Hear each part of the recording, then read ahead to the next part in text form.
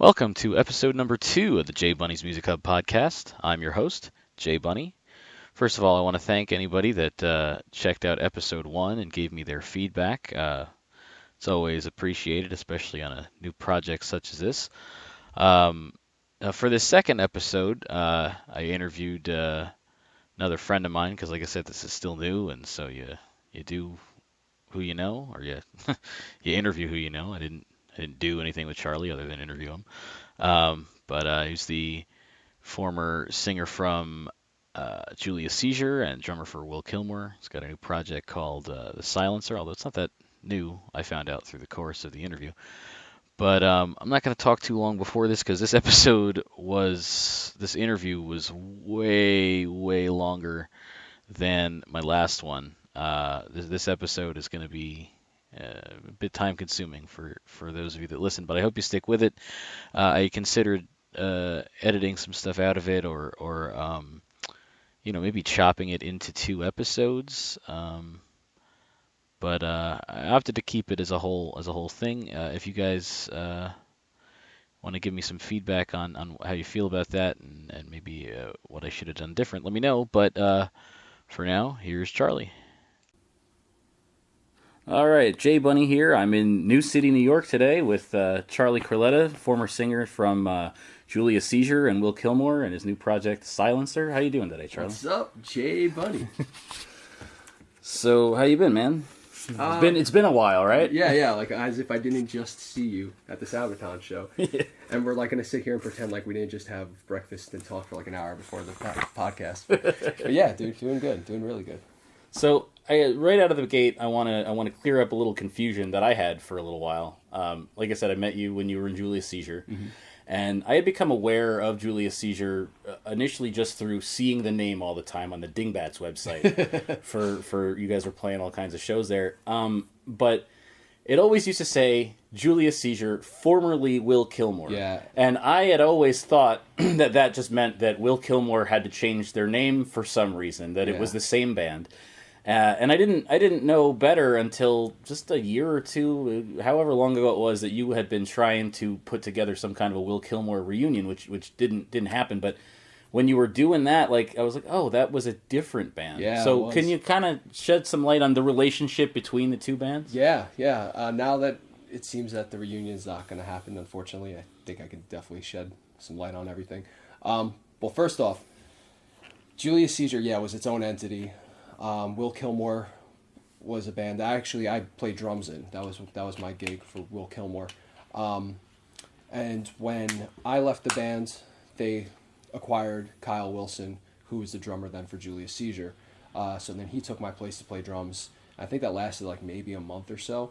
And then within that time frame, James DeGangi, the founding member of Will Killmore, left. He was the other guitarist. Okay. So then he left the band, they recruited someone else, and then it got to a point where the singer, Joe Marini, just wasn't feeling it. I think there was a little bit of tension and some bad blood after a show with some of the members. This was after I had been gone. So then he left the band, and from what I gather and from what happened, he then kind of went on the whole, well, this is my band and James's band thing, and you can't use the name if we're not in the bands. Which to me personally, I never thought was 100% fair. I do believe that if you leave a band, whether you started it or not, you kind of forfeit a lot of the rights and privileges of having that band name and doing things with it because you left it for whatever reason. Right. Now, had we all left on the terms that, hey, we still want to do Will Killmore, but with different members, and that would have been a different story. But that's not what happened. So then there was some inner turmoil there. Julius Seizure started. I still wasn't in the mix. They had Yosef L on vocals, who's currently, well, I guess the band's not, they're kind of disbanded again. But I was going to ask you about that later. But Yosef was singing, and they put out some killer music videos with him and put out an EP, The Ides of March, I think it's called. And then in that time frame, I don't know if it was to spite Joe, the singer, or not, but they put formerly Will Killmore, which, because they had 3 members of Will Killmore. You had Brian Daniel, you had Steve Toth, and then now you had Kyle Wilson, who had been drumming for like a month. So in their mind, they were like, well, we were Will Killmore, you know, like we're the majority. Right. So I would have liked to have seen it be advertised right off the gate as X Will Killmore. Like, I think that would have been fair. And I think they may have changed that at some point, but I couldn't. It's kind of so far back that it's hard to remember. But it was just a crazy time because there was a lot of like tension. I remember there being a lot of jealousy and bitterness with the guys who had left. And it's very unfortunate because to this day, the only reason that we're not able to all get together and just get in a room and play music and have fun like we used to was because of that tension, that jealousy, that inner turmoil, and the hard-headedness of being like band guys. You know, everyone's got an ego at times. You know, I'm definitely not immune to that. I think I have an ego. Everyone has an ego to some degree. But all those egos are just clashing, and it's very unfortunate because I feel that we were in a really prime spot when I left. Jose had just picked us up and started blasting us on Sirius XM, Liquid Metal, and we were definitely moving in the right direction. And we had the label interest, which was huge, and we were able to do everything ourselves. Like all those shows, like anytime we had a really big show that was like sold out or like a packed house, and that was all us. Yeah. You know, like we played with some really amazing bands from the local scene and some great national acts as well. But when we did our own shows, they were fun, they were packed, and I think that A&R reps and guys like Monty Connor and Brian Slagle started getting wind of that, so they at least took an interest. Like, right. Like they saw, like we had videos out there on YouTube, and they weren't the greatest videos, but you would look at that Dingbats crowd, and although it's a small venue, that place would be packed, and people were like stage diving and moshing and going crazy, and dude, there's a video of a guy jumping up on stage when we're playing a show there, and he literally just ripped into a beer can. Like with his teeth, with his teeth, like something out of like Nerds or like Animal House. He just like ripped it, and then like he just like shook his head like an animal, like a maniac, and then just jumped right into the crowd. And that was like maybe like our third or fourth show ever there. So like the caliber of what we were trying to achieve live was something huge. It just sucked, man. I wish we can reunite, but yeah, man. Julius Seizure thing happened, and then I guess some things weren't working out with Yosef for a little while. I got into the fold. And then to me, if you're going to say ex Julius, ex Will Killmore or formerly Will Killmore, now at least has it a little bit more validity because now I'm in the fold and now you have four members of the four guys who were in Will Killmore, like in another band that's kind of similar, but in my opinion, we're more technically sound and a lot edgier than Will Killmore was. Will Killmore was more of like your girlfriend's metal band. Okay. You know what I mean? Like it was a good time, but like we were... Like Julius Seizure was on a mission, like when I was in the band at least. So, yeah, it wasn't really the same band. So what? How did they get you in Julius Seizure? Because you were the drummer of Will Killmore. Yeah. What made you decide to switch to vocals, and what made them think to ask you, or how did that come about? Well, I had started doing the Silencer, my solo project, and I had released one single called "Discovery of the Lost Cause," and that single I actually recruited friends and peers from like the industry and from the scene that I wanted to have play on the song with me. So I wrote everything, recorded all the guitars, but then I asked like JP Andrade, who actually played with Elysian at one point. He played with Windfarer and he played with Grimace. Okay. So I asked him to play drums. I asked my boy Daryl Cherry from Torch the Throne, and he played bass and did vocals. And then my friend Dave played lead guitar. He just did the solo on the single. But with Daryl, his vocals are amazing.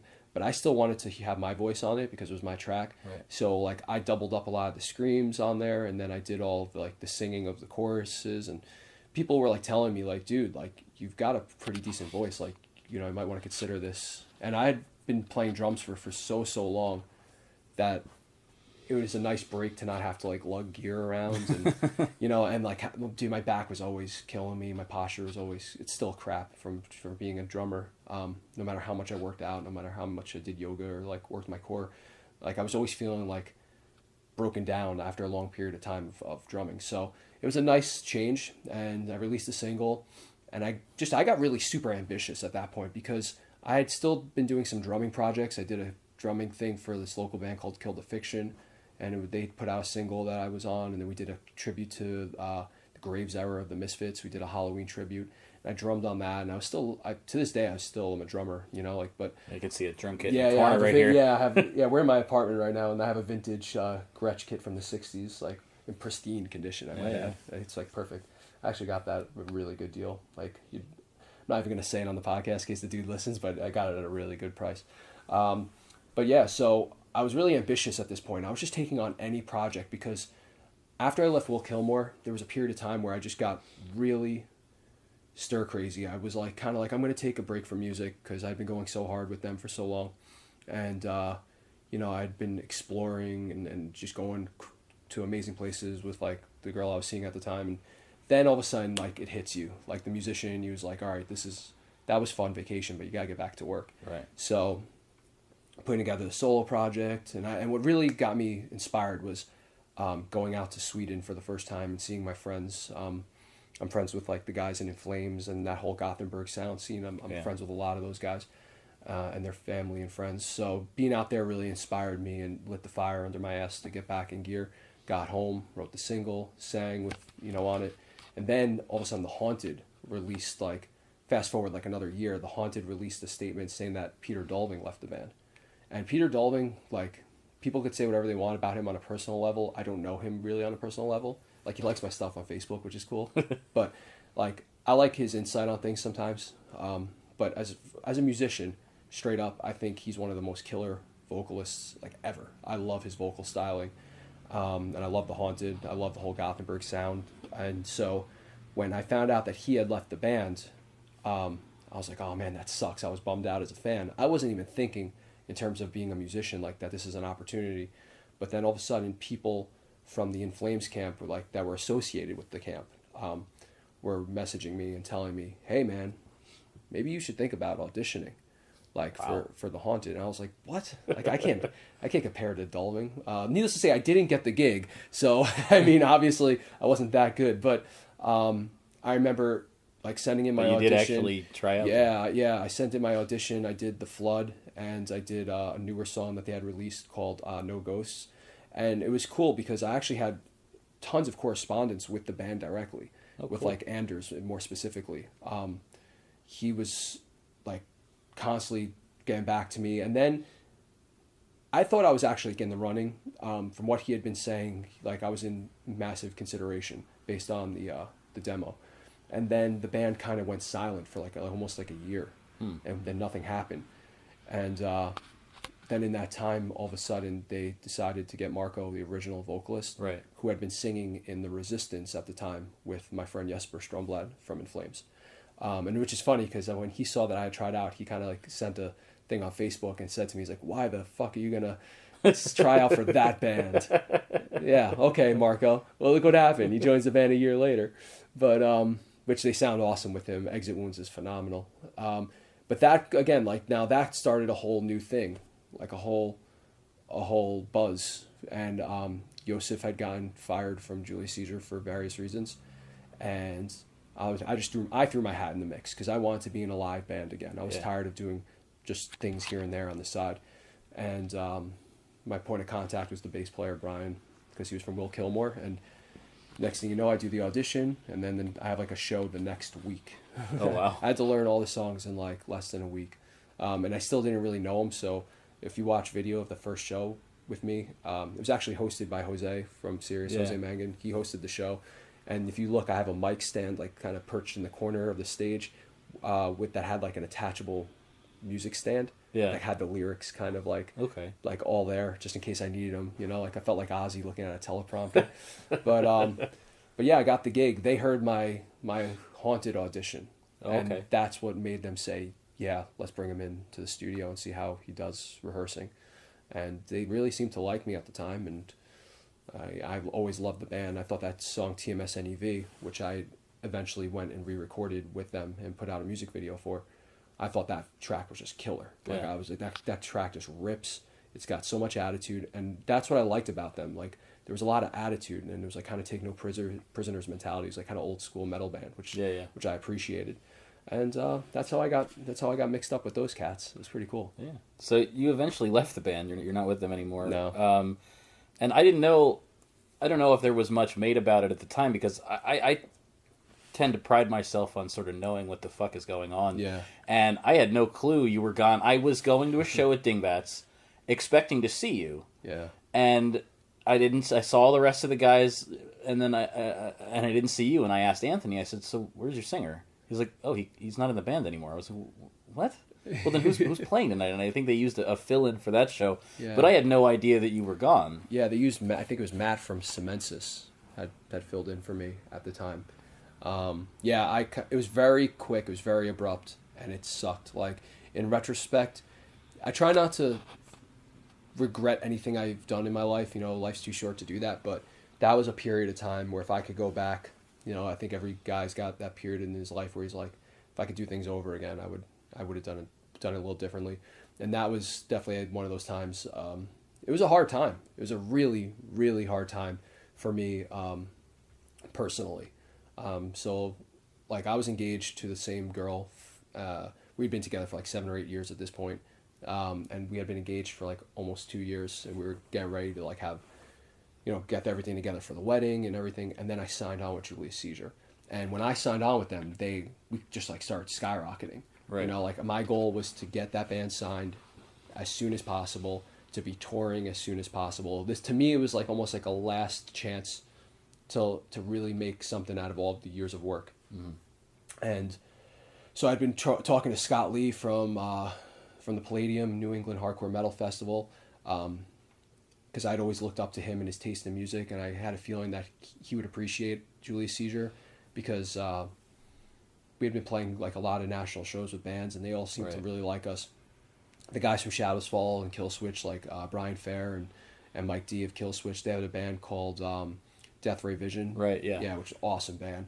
And first off, they were so cool, because when we played a show with them, their sound check earlier in the day was they just played Heartwork and Carcass songs all day. I was like, oh, this is awesome. And I'd kind of known them. I'd known Brian on and off for years. Not like super personal, but like when I see him at a show, it's like, oh, you're that dude. You know, like, what's up? So then we got to play with them, and like they ended up getting our T-shirts and sporting the Julius Seizure T-shirts. Oh, and like cool. and like they were playing them on like, they were wearing them on like big national stages with their other bands, with Shadows Fall and with Killswitch.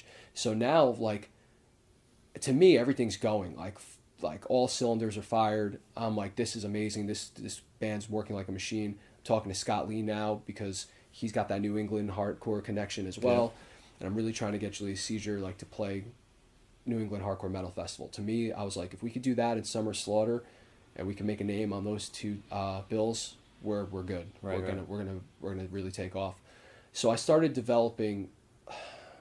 I don't know. I get like tunnel vision when I'm in bands, where everything else outside of the band, I'm not like this really anymore, but at the time, everything outside of the band kind of takes a backseat to what I'm doing. Like, this is my job. I dive into it like almost too much, and I always had a hard time finding a balance between the passion and the work that comes with being in a band, and like being a DIY artist, and like literally like every like facet of that, like doing everything, managing, booking, promoting, like everyone who's in a band knows exactly what work it entails. But I just get tunnel vision, and at the time I started developing this like, I don't know, this doubt, because now I was engaged, right? And I was like, yo, my girl's not going to want to stay with me if I have to go and tour. Yeah. Meanwhile, she had been like the most supportive of any person in my life.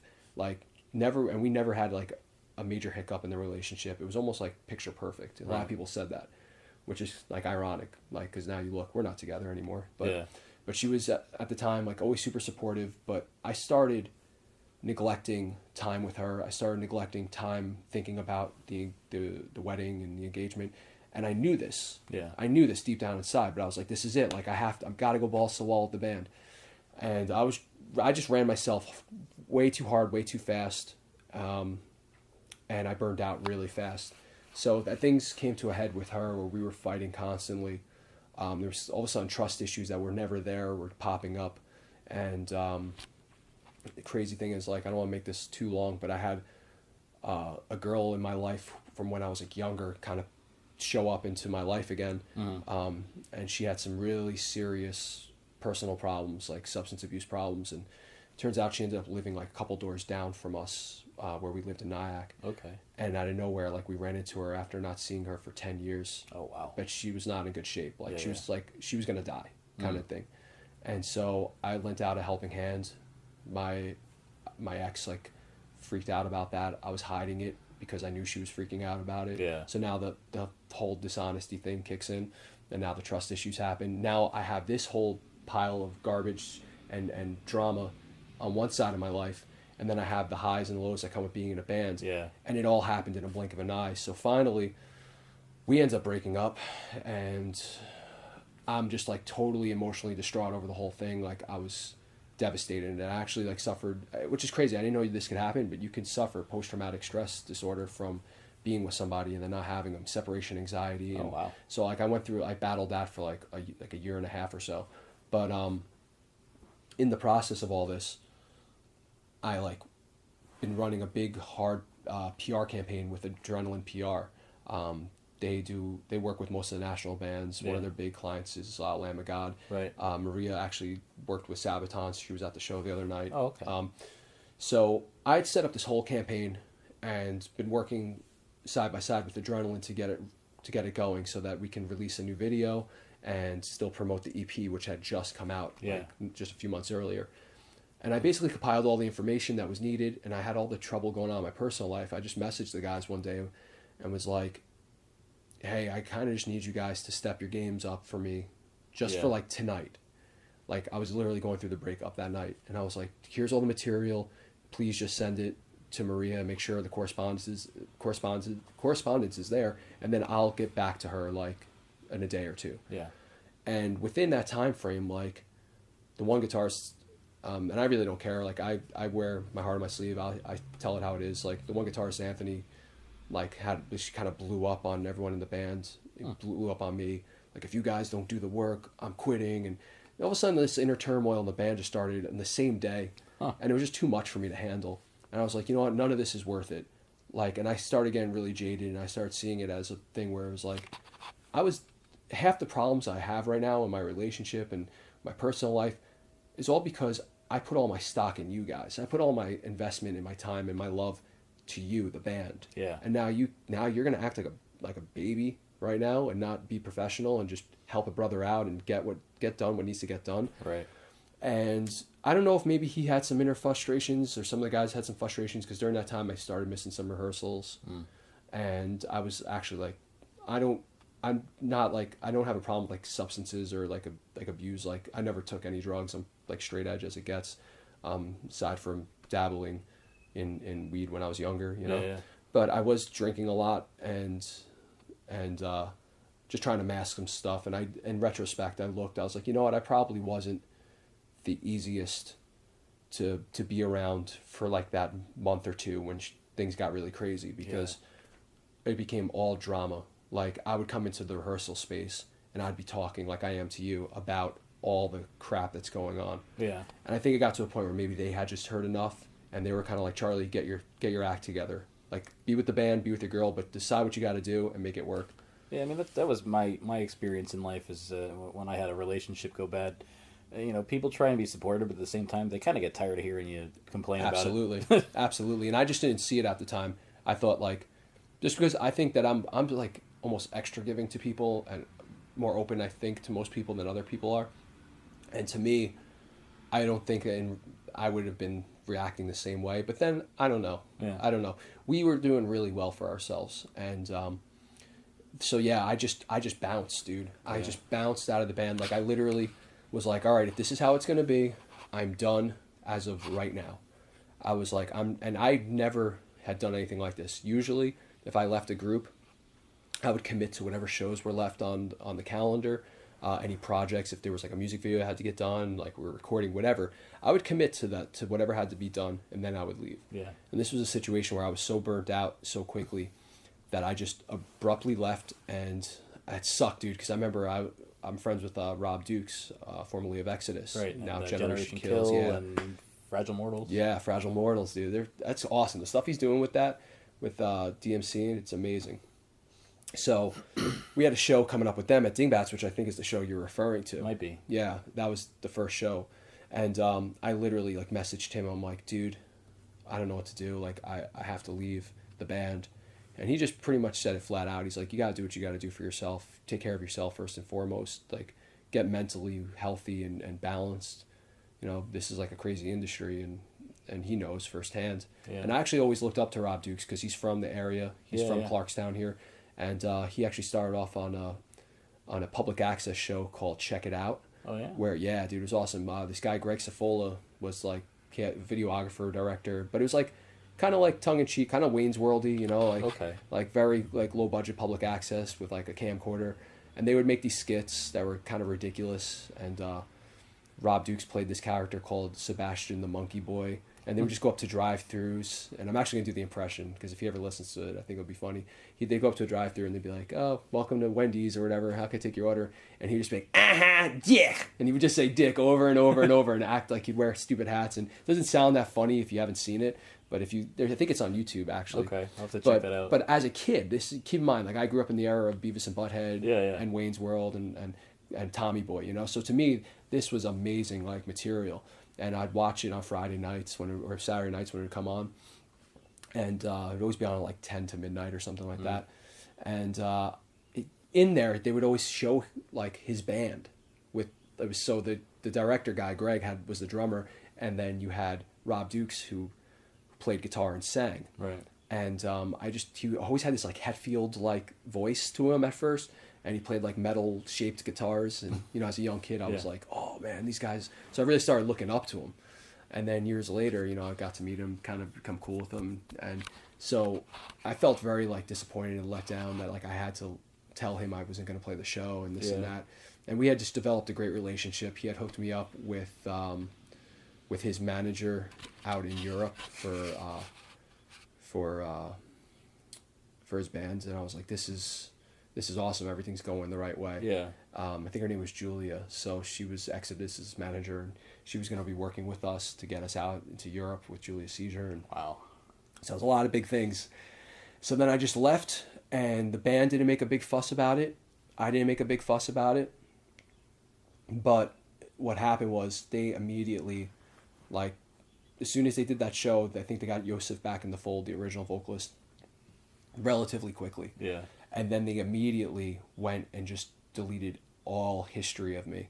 I don't know if there was bad blood like that they just didn't tell me about. Yeah, in doing the sort of the research for the questions I was writing last night, I was sort of looking. I was trying to figure out when the fuck I became aware of you guys, and I figured that I could figure that out by checking my past posts in the Music Hub, and I found that I never wrote a daily discovery about Julius Seizure, which is fucking crazy to me. So I'm gonna have to go back and do that now. But in the bio on their site, it had just basically, you were sort of only mentioned briefly, like, you know, the band formed, and then, you know, Charlie Corletta was the vocalist for a little while until Joseph came back. Right. Yeah, and then but like they deleted all like the pictures and the videos, which is crazy. We did 2 pretty big music videos for Second Coming off the EP Trials, and then one for TMSNEV off of Ides of March, which we re-recorded, which also went on Trials. And they deleted that stuff like off the YouTube, and it was still out there because other media organizers had put it out there, you know, so it's still there, which I'm happy and proud about. But I think they just didn't want to make it seem like they skipped a note, like or skipped a beat. Yeah. Like they didn't want to come across to anyone in the industry as a band that like was sidetracked for a second. They just wanted to have this image of, well, we're still going hard, we're still going good. But it's just kind of funny because I did more work with that band and for that band in a year than I had done with anything my entire life and for anyone. Right. And the proof is, like, I'm not afraid to say it, I think the proof's in the pudding that when I left, they had some really great momentum, and then they didn't hold up their end of the bargain of keeping it. Like, you know, the table was set for them, the food was made, you know. Yeah, I saw them a couple of times, like that show with the fill-in singer, and then I saw them twice with Yosef, both times playing shows with War of Ages. Yeah. And then after that, I don't know what happened. Yeah. In fact, that sort of brings me into my next question of because you're still work with Steve. Yeah, I love like, do you Steve. know the status of the band? Like, are they still together? Because the only thing I saw, again, in doing my research last night, and then also just from still liking the band on Facebook and stuff, there haven't been any posts short of, like, last year there was a post, and it wasn't saying that they were breaking up or anything, but it was, hey, we're putting all our merch on clearance, go check it out. Yeah. And that was it. Like, Yeah. are they still a thing? Well, first off, I gotta say, I love Steve Toth. I like at the beginning when I was in Will Killmore, I had like a love-hate relationship with him because he could be kind of controlling, but it's well warranted. Like, he's such a hard worker. The guy he writes songs like in full. He's an engineer. He engineers all the records. You know, he's really great in that respect. Plus, he's like the ultimate rock star. Like, when you see him on stage, like, that dude just has like the it factor when you see him. So first off, I just want to put that out there. I love Steve Toth. Now, as far as the band, you would have to talk to him more about it. But from what I know, like, I've listened. They have two full records of material right now. Like, that's not released. There's a new record and there's a record of covers. Both of which are badass, and they were mixed and mastered by Joel of Circuitry, who I'm utilizing for my new single, to do the mixing and mastering, and they sound phenomenal. But what's happened was Brian Daniel, the bassist, who was in Will Killmore and Julius Seizure, he left the band. Kyle made an announcement. Kyle Wilson, the drummer, announced that he was leaving, and those are not easy shoes to fill. See, I didn't know that Kyle left. I'd seen him play some shows with Seizure Wake, but I didn't know that he had... And also, Anthony had left and joined Anthony, Seizure right, Wake. so Anthony had left, right. First off, Anthony left. Then they never replaced the guitarist. They were a four-piece the last time I saw them. Then, I believe Brian left, then Kyle, and now it's just Steve and Yosef. And from what I'm gathering, I was just with Steve 2 days ago, and we were talking to Joel, because Joel knows Yosef, Joel of Circuitry. And he said that Yosef's been really busy just with his work. I think he does like production work, lighting and stuff like that, crew work. And he's just been swamped trying to like make money and do whatever. And Steve has been trying to get Yosef to come down to record vocals or at least ideas for this material for over a year. So last post I had seen was of Steve tracking all the guitars for the new album and putting a teaser out there. All the instrumentation's done. They just don't have any vocals laid on top of it. And me being kind of like the asshole I am, I threw my name back in the hat. I was like, you know, if you want this material done and it doesn't get done because someone's not putting aside the time to just come to your place, it's not like they have to spend money going to a studio either. Steve does everything out of his place. Right. It's like if he doesn't have the ability to find the time to do that, then I'll be more than happy to do it. I love to sing. I love to scream. I love Steve's material. But I think he's very apprehensive for a number of reasons, and I don't blame him. Plus, I think he genuinely likes Yosef over me as a vocalist. Dude's got power behind his pipes. So I don't know what the deal is with that. I hope that it gets resolved soon and that music comes out very sooner than later. I keep trying to position myself to hang out with Steve as much as I can. Unfortunately, it's usually only when I'm working, because he lives in Sayreville. Okay, wow. That's not close. I'm all the way here in Rockland County, New York. But whenever I'm there, I try to make the most of my time with him. And I'm trying to like keep that fire lit under his ass. Yeah. Because to him, he always had that like, I can't fail attitude. It's all about being a band guy and touring and playing shows and writing records. And now I'm starting to see like the fire is getting lost a little bit. Like, he's getting a little frustrated because nothing's happening with his music. And I know that feeling all too well. So I'm just trying to like try to keep him, like, every time I talk to him about it, I'm like, well, just stay on him. If you want Yosef on the record, stay on him. Like, you have to be more persistent. You have to just be really on top of people.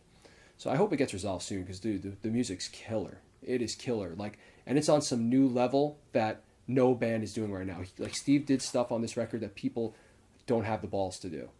Like, I don't even want to give it away, because if it breaks, it's going to be awesome. But if you go and you look on YouTube, he has the teaser, and you can kind of get an idea. I'll have to check that out. Get an idea of where he was going with it. It's awesome material. All right, man. Now, I mentioned that about merch.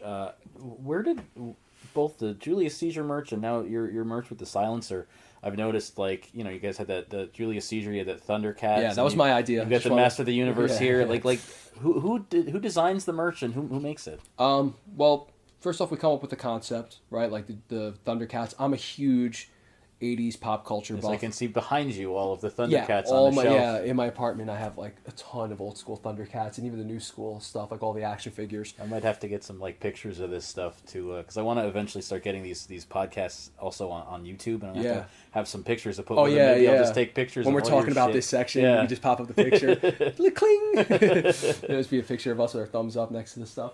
Yeah, man. So like I love 80s pop culture, especially Thundercats and He-Man, and so we always come up with a concept, and that's something that came over from Will Killmore too. Like, we all kind of love that stuff in that band, and so whenever there was something that was kind of trending, we were trying to stay ahead of the curve. Like we had a sicker than swine flu shirt. Remember when swine flu? Oh hit? Yeah. I do remember that shirt. Yeah, the big decapitated pig's head with the stamp with the Will Killmore like branding on the forehead.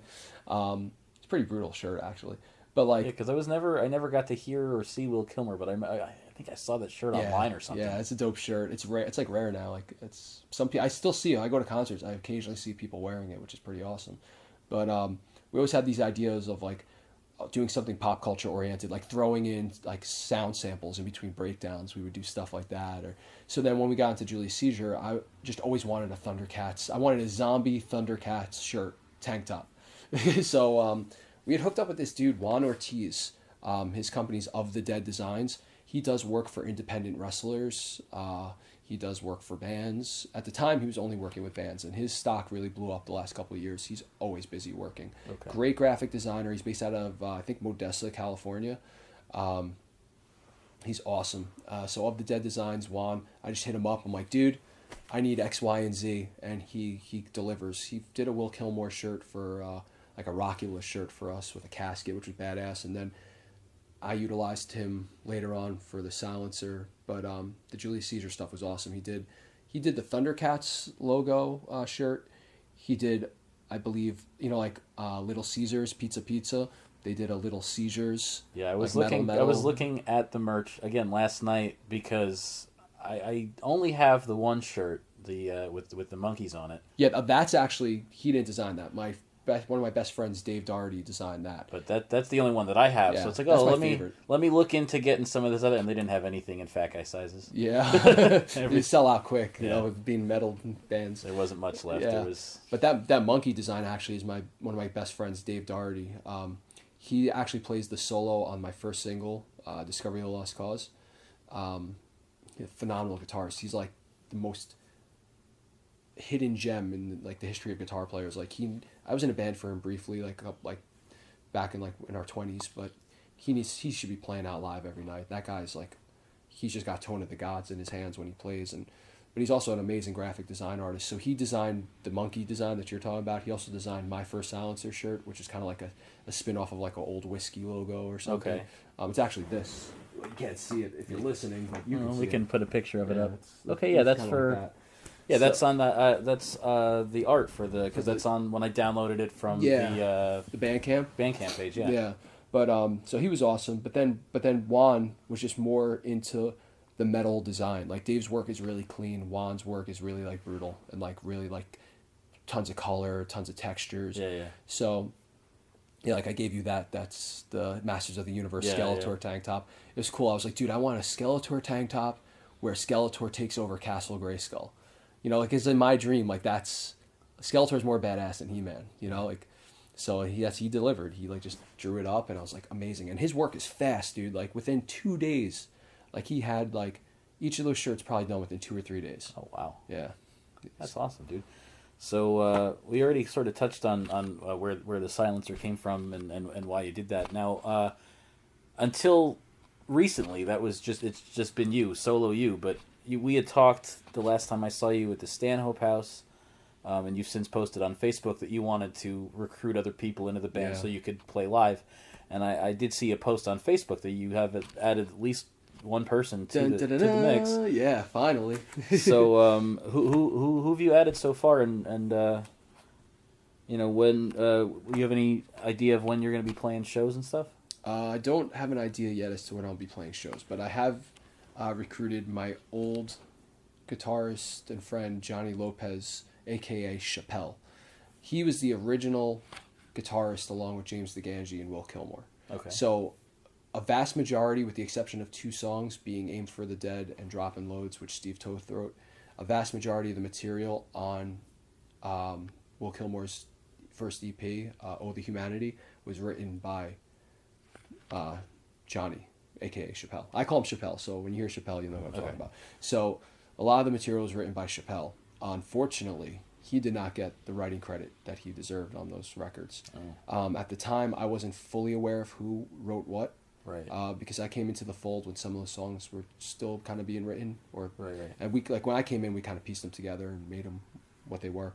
But yeah, he actually had a huge part in writing a lot of those songs, and a lot of people who followed that band really liked those songs. So he's a pretty good player. He's got great stage presence, and he's a fast learner, and above all else, he's a cool dude. There's no ego to that kid whatsoever. He's very modest. He's very there's so much respect to him, and he's so nice. And I've always gotten along great with him, and I thought he got a rough deal because he was kind of fired from Will Killmore by the founding guitarist James over something stupid. Oh.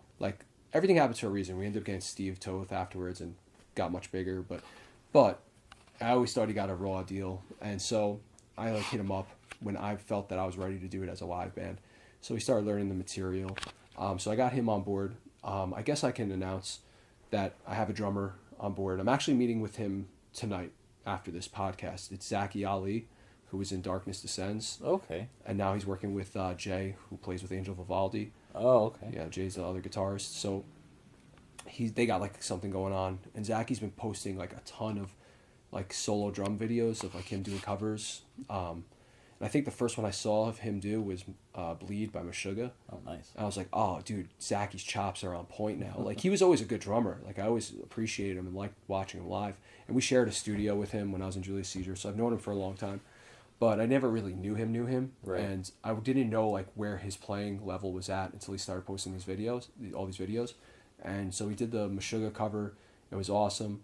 He did some stuff for some bands that he had been doing session work for. Mm-hmm. And I was like, oh, his chops are on point now. Initially, I wanted to get Kyle from Julius Seizure because I thought, he's a machine, and I write my stuff very similar to how he plays. Probably naturally because I was in a band with him. It's just where, your head goes. But I knew I needed a really, really reliable, solid drummer. It's crazy because I'm a drummer and I'm not playing, the stuff, but I wrote the stuff, so I want to be in the front, either playing guitar or fronting it, singing. Yeah. So I'm meeting with Zachy Ali tonight. I'm hoping it's going to go well. I'm pretty confident it will be. And so right now I have those two definitely in the fold. And I just met with Eric DiCarlo of Square Up Studios yesterday to discuss the music video that we're going to be doing for the upcoming single, Atonement. And his whole thing was dude, you need to have a band backing you for this video. Yeah. He goes, I want you in front singing. I want you to be the front man. It's your voice. He goes, if you want to play guitar too, that's fine, but I really want you singing. Right. And the way he sold it to me, it made a lot of sense. I was like, well, I already got these two in the fold, because originally I was just going to do a music video where it was just how do you put together a music video when you wrote everything and performed everything yourself? Yeah. Without it being cheesy and all about you, So I was like, I don't know if we're going to be able to do this. And then he was like, no, man, just get the backing band, teach them the song. So that's where we are right now. I'm currently without a bassist. So kind of scouring for a bassist. I have an idea as to 1 or 2 people who might work. And then second guitarist is kind of up for grabs. I might play guitar and get a singer, which a lot of people are telling me that's a bad idea because I'm the voice on the records. Right. So to not hear that live is you're kind of anyone can play the guitar parts. Right. Unfortunately, I'm not that talented to be able to sing, scream, and play all these riffs. Yeah. I'm not Alexei Leao. I just can't do it. So I might just get another guitar player or just have Chappelle maybe hit a harmonizing pedal occasionally. I don't want to do backing tracks. I think that's lame. Yeah. I never subscribe to that. But we can make it work live with one guitarist if we need to, but I'd prefer to have 2 guitarists. So right now, bassist, guitarists are kind of second guitarists are in question. But by the time we do the music video, we should have that all sorted out. Cool. So you said you don't know when you guys will be playing any shows, but I was wondering whenever that is, what would you be playing? Because I'm only aware of 4 songs. Yeah. There's not a lot. There's not a lot of I material. don't know if you right guys now. would dip into other catalogs or do covers or. Yeah, I thought about that. I mean, so right now we have the 3 singles that are out there. The new one, Atonement, coming out, which you got to hear. You're like one of 3 people who've heard it. Oh, that's awesome. You liked it? I did really like it. I All really right. enjoyed Be it. honest, it sucked, dude. No, not at all. He's like, it's awful. No. He's gonna go home and tell his wife, dude, this guy needs to just retire from metal. No, give it up. No. No, I appreciate it, but No, if I thought that, I wouldn't have asked you to be on the show. no, I know. But yeah, I mean, we got the 4 songs, and then I figured by the time we're ready to play live, I should have a 5th song written. I mean, I have thousands and thousands of riffs on my computer, on my phone. I literally, you see my apartment, there's guitars everywhere. Yeah. So I'm constantly playing.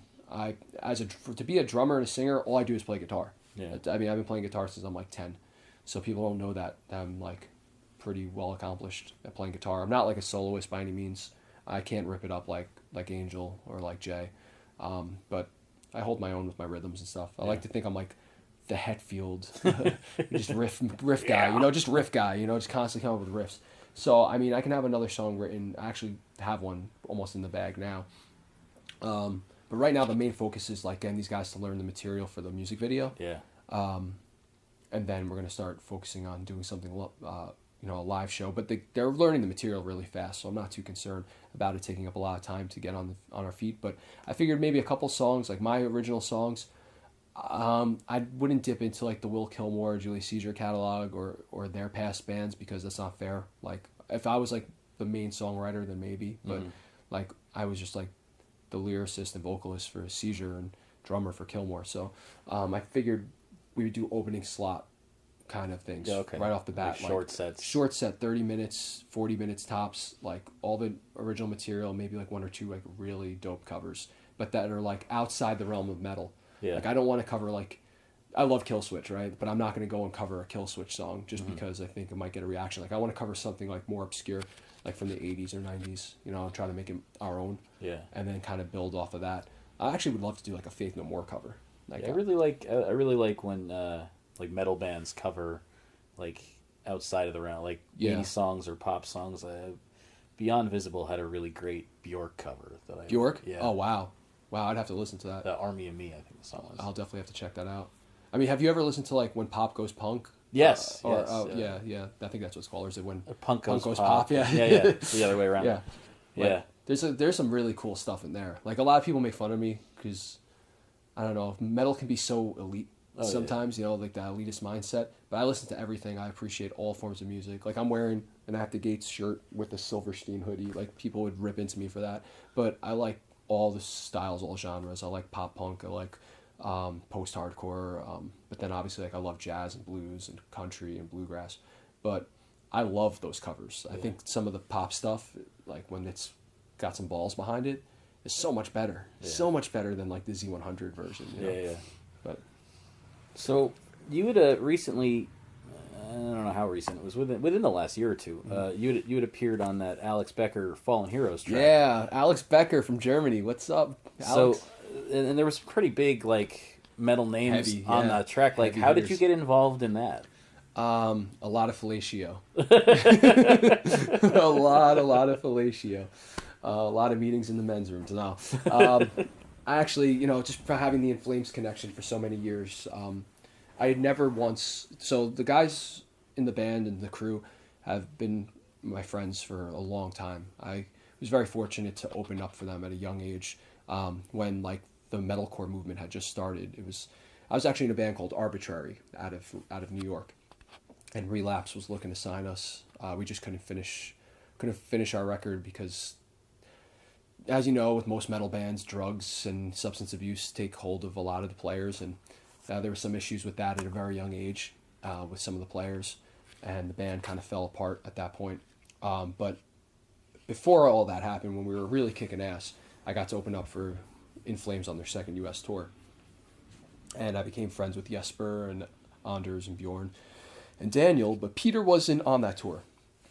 Okay. Peter Ures, the bass player who just left In Flames, he wasn't on that tour. But then I met him on their next tour. And literally what happened was we played with them, and I had asked some dude, straight up, like, yo, you think, he was like interviewing In Flames like you're doing with me. And so I went up to him, and I was young. I was still in high school. I was like, dude, like, this is like our favorite band, like, Yeah. Because we've been following them since like Jester Race and Horacle. I was like, do you think they'll be able to like watch my band set? And the guy was like such a tool.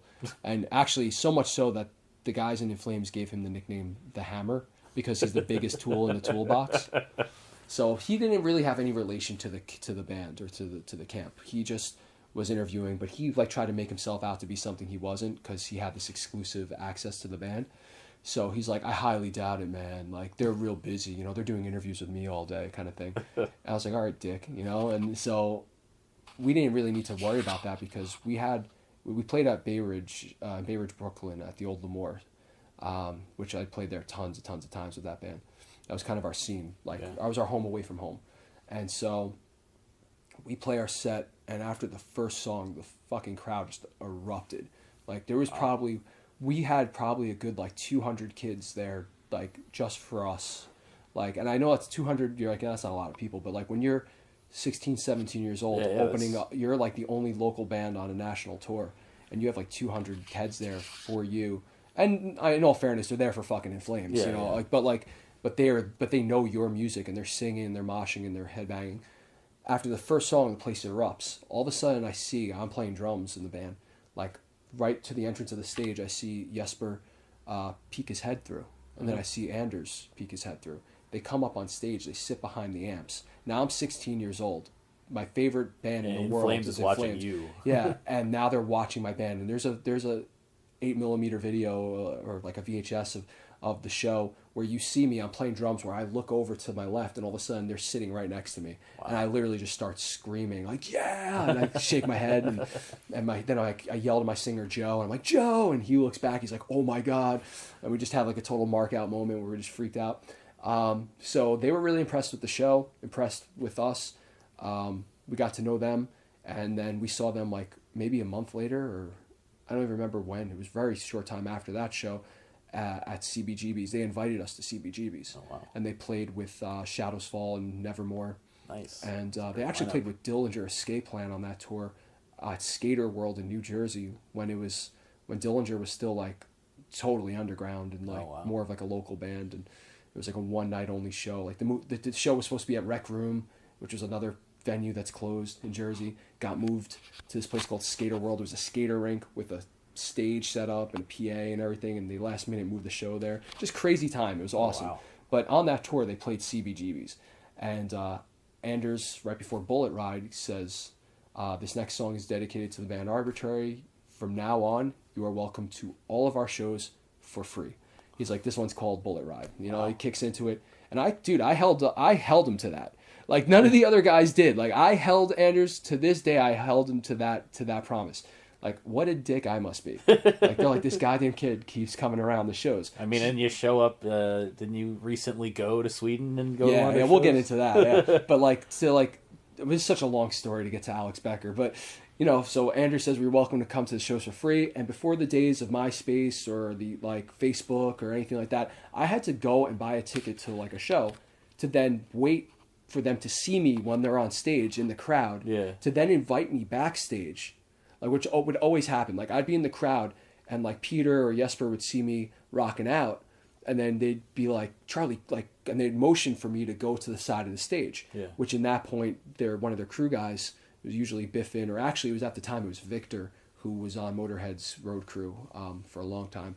Victor would then bring me around to the stage, and I'd get to like watch the band from the side of the stage. Then we'd hang out after, go on the bus, go out for drinks. Yeah. So that became the norm every time they were in town, until we got to a point where we can stay in contact better. Yeah.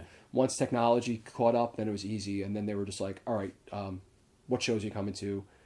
Your stuff's at will call, your credentials are there. Yeah. So they started letting me just backstage like all the time, which was really amazing. They didn't have to do that. Yeah. They could have just said, here's your ticket, kid. Yeah. But we had gotten really close, because I'd go and see them, let's say, in New York, and then they would invite me to Philly, to Connecticut, to wherever else they were playing. And so I'd follow them around, and I actually did like a documentary for college. Like, I was doing TV production. Yeah. So I filmed them and interviewed them, and did That's awesome. Yeah, it was a really cool time. That was during like the sounds of, no, which one was it? That's, what the hell record was that? It was the one right after. It was Reroute to Remain. Okay. So during that tour is when things started really getting active with me and being friends with them. And so fast forward, I'm friends with them after all these years, and because of that, people start seeing that. Fans of In Flames start seeing that on the internet, and other musicians start seeing that. Now I'm getting hooked up with more Gothenburg guys like Peter's brother, Anders, who plays bass for Dark Tranquillity. He was in Tiamat. He's like my friend now. So now, all of a sudden, this dude, Alex Becker, who runs Motor Headphones. So, like, you know how there's Beats? Dr. Dre has Beats headphones? Well, in Europe, like, the cool big thing for a while was these Motorhead headphones. Like, it had the Motorhead logo on it. They're studio quality headphones. You had to put, like, an awesome, like, jack into the headphone to, like, run it. They're great quality speakers.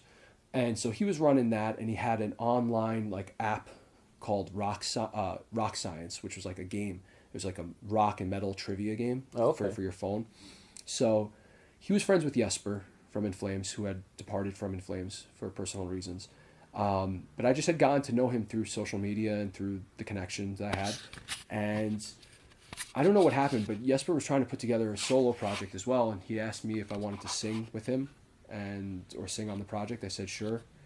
But that never came to light. But then, like, the next day, Alex Becker hit me up, and he was in a band called Clawfinger from Germany, and he hit me up and asked me to sing on this track. So I just thought it was his track, so I sang on it, and then all of a sudden he's hitting me up telling me that he has Bjorn from In Flames on the track, he has Jesper from In Flames on the track. It's one of the only times they've collaborated since Jesper's departure. But they didn't really collaborate. It was more like they just both did their own thing. Yeah. But they're still on the track together. Right. Then you had Mark Rizzo from Soulfly Cavalera Conspiracy. Yeah. He's from New Jersey. He used to be in El Nino. Yeah, he was in El Nino for a while.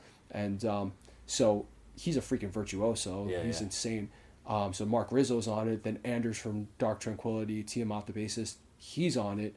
Then he actually had Billy Gibbons from ZZ Top do like a spoken word at the end, but for whatever reason it got cut. I think their label, like Billy's label or management, said legally he can't do it or something. Wow. I hate that shit. Yeah, but the song was dope as hell because it was just like a tribute to all the fallen heroes of rock and metal, like all the guys who died, the Lemmy Princes, the David Bowies. And then Till from Rammstein did the and that's the most badass part is Till from Rammstein did the artwork, which is like this crazy baby like statue with like a gun and like a needle in its head or something. It was like so weird, like it's so Till, you know. But like to be involved in this project with all these like superstars, and here I am, like the local guy, still hasn't quite made it, you know. But it was a freaking honor, man. And it was actually just recently I saw Mark Rizzo after a Killswitch show. We saw a Killswitch in Anthrax. Where was that? That was. Dude, I never remember where shows are anymore. I'm just like, I was there. Either Newark or Montclair. Oh, it was Montclair, right, Montclair. So I saw him and Derek from 40 Below after the show, and Derek invited me and my girlfriend back to his studio, and I was just talking to Rizzo, and he's like, wait, I saw something. You're on that single with me, right? Like he was, and none of us had even I had listened to it, but like a lot of the guys who did it hadn't even heard it or even knew who. Like none of us knew. Like he's like, dude, I didn't even know Bjorn was on this single until like you just told me. Like he's like, wait, that's insane. Like I was like, yeah, dude, Till did the artwork and everything we just talked about. Yeah. And he's just like, holy shit, like like this is pretty insane. But I think Alex had plans to do something bigger with it, just never got a chance to do it. He's a very busy man. He's always traveling the world. But it's there. It's recorded. It's dope. I wish there would have been some more production on my vocals. They're raw as fuck. Like if you want an honest representation of how I sound live, listen to that song. It's raw. It's as honest as it gets, and I like it. I like it. I think if Lemmy was alive, he might appreciate it. One of my biggest influences. That's awesome, dude. Now I can't sit down with you and not mention wrestling. Yeah. What you gonna do, brother? So first things first, just because I went there with Chris on the last show, what do you think about the current brand split? Because I kind of gave up on the product when I heard they were doing that. I was like, I can't do this. Well, there was the brand split one. Did you give up the first time? No, I'm talking like now. This recent brand split. Yeah. After the last one, I didn't really care for the way the last one was handled. I thought it started out okay, having one set of titles, but then when they had double of everything, this is fucking stupid. And so I was a month or two behind on WWE and trying to catch up through Hulu and through WWE Network. And then they had announced okay, we're brand splitting again. And I was can't like, keep well, all right, but as long as they don't double every title. Oh, we're doubling every title. All right, fuck this. I'm not watching anymore. Yeah. Which Chris Babbitt had told me that maybe that was a mistake and that SmackDown's been really good. But what do you think? Yeah, SmackDown has been really good. SmackDown's been good since the initial brand split. My whole take on it is I think anything that stirs things up and causes people to talk like we are right now is good for the business. Like right off the bat. Like, because I come from a mentality of what's good for like the wrestling business and like not just... Yeah, I'm like the ultimate wrestling mark. Like you look in my apartment, I have like old school wrestling figures everywhere. Yeah, like and I have my title belts, you know. Yeah. Like I think the only metal dude who's probably a bigger wrestling mark than me is probably Mike D at Killswitch. Oh, like really? dude. He actually had a whole podcast done I think it was right after Mania, where he talked about Mania and wrestling. But I think it's good. First off, I think it creates people to talk. There's so much new talent in that company, and they're all so young, and they've all done... A lot of them have done amazing things in Ring of Honor and on the indies, and they've been known about for a long time by hardcore wrestling fans, that you're not going to have a ton of really bad matches. Do I think they pushed some of the wrong people? Absolutely. Some of the wrong people are getting the push, in my opinion, like Jinder Mahal. Why are they even utilizing him? Like why is he... I don't know. Like, what's the payoff? I heard he's a contender for the title now. Yeah, where did that come from, dude? Where did that come from? You had Finn Balor come back, and he's gone again. Like you know... did he get hurt again? Like, Jinder, like... I don't know if it was a work, like, in the wrestling business, a work we call is when something's like... was it real or was it, like, planned, you know? Yeah, a shoot is when it's real, a work is when it was planned. So, I don't know if it was a work... I just broke kayfabe there. I'm going to get killed later. But, I don't know if it was a planned thing and they're just pretending that he's hurt to have some kind of cool comeback, like to give him a story. Yeah. But I also haven't been following the last like 2 or 3 weeks either. I've been so tied up with the Silencer project and actually the wrestling that I'm involved in, because I'm involved in the MFPW and Factory Fridays and the Monster Factory in Paulsboro with Danny Cage, who runs it, and Luis Martinez, Punishment Martinez, who's a Ring of Honor guy. Actually, you know Matt Riddle? I know the Matthew name. Riddle. He's like the indie god right now, like of pro wrestling. He actually came from UFC. He was on like a 4-fight winning streak, and UFC fired him. That might be where I know the name from. Yeah, dude's like no joke. Like he's revolutionizing the way wrestling is seen and how wrestlers work. Mm-hmm. He's changing the game. Like he won't take whips into the rope. Like if you're a wrestler, you go to whip him into the rope, he stops it. He stops you dead in the tracks, and he does some crazy kick or like some crazy submission hold. He's badass, dude. So he's trying to make it more of a shoot fight, which is awesome. But I'm been so busy like concentrating on the roster at the Monster Factory and all the talent and the students that are coming up there. I do color commentary for their Factory Friday shows, and I just did my first show for the MFPW, which is their main show. Factory Friday is kind of like their experimental or developmental stage, right? Yeah, okay. So they like the NXT. Yeah, exactly. But we can also get away with a lot of stuff. It's like an 18 and older crowd. Oh, okay. So, but like I still try to keep it relatively PG-13, because my end goal would be like WWE or Ring of Honor, where like that stuff isn't called. You can't get away with that. Yeah. So I still try to keep it relatively clean. But like I just was able to do my first real show with them, like bigger show. And that was an honor. And I have to be so educated on the talent there. Yeah. And know their backstories and know their finishing moves and know their origins. And just, I have to know that product so much that now I'm finding that I'm not paying attention to WWE as much. Right. Which sucks, because I do love the company. But since Mania, I kind of dropped off. Yeah. Which kind of happens, I think, that happens with me every season, every year. Right after Mania, I'm good for like the first week or two. Then I take a break. Yeah. And then I revisit like a month or two later and say, all right, where's everything? But during the brand split, I was paying attention, and I think that it's good. I think it's really good, because now you can have some pretty sick matchups. Yeah. I would have liked to see AJ Styles go to Raw. I would have loved to see that, because I want to see like a Seth Rollins AJ. Yeah. I want to see Nakamura AJ thing happen. That'd be amazing. You know, I want to revisit some of the stuff that the Indies and New Japan and Ring of Honor saw. Yeah. But you know, we'll see what happens. They do so. The company does so many weird things that you're just like, why? Yeah. Why would you do that? There's no reason Right. to. Like I heard that on I think Raw yesterday there was supposed to be a dumpster match. Yeah, I heard about that. I did again. Like I've been so busy. Like I was with the music director all afternoon and evening. I didn't even get to see that. No, I mean I didn't either. But just the concept of that is exactly what you said. Like what the fuck? Although Why? I gotta say, I love Braun Strowman. People are gonna be like, "Oh, really, dude? You're one of those guys." I love Braun Strowman. It's hysterical. First off, he's huge and he's legit a strongman. Like I would never want to mess with Braun Strowman. Like there's guys on the roster that I'd have no problem getting in their face. Yeah. You know, like I used to wrestle, and I'd have no problem like doing work with them. Braun Strowman scares me. He scares me. He's huge, but like of course Vince McMahon always has a hard on for the big guys, and he's like he works well. He can move. He's athletic. And then what I thought was just hysterical. Did you see when he strapped Roman Reigns down and pushed him off like the ledge of like I think the I saw some arena? pictures of that. Yeah. Like he pushed him off of like he was like strapped down to a gurney, and then he pushed that whole cart and gurney off of like a ledge that was like a story up or something. And then they go to commercial. They're doing their thing on Raw. It's like multiple segments in the show. So he starts off backstage. He finds Roman. He's like, "I told you I'd find you," and then he like, beats the hell out of him. And then he slams like a road case. He slams into like Roman's like face or something. It was hysterical. Then they strap down Roman. They put him on the gurney and they're gonna like wheel him out to an ambulance. And then he like takes that and then like pushes it off of a ledge. And then like Roman Reigns was flying. Now they get him into the next segment. It's like they keep doing segments. It's amazing. Now he's all of a sudden he's stuck in an ambulance.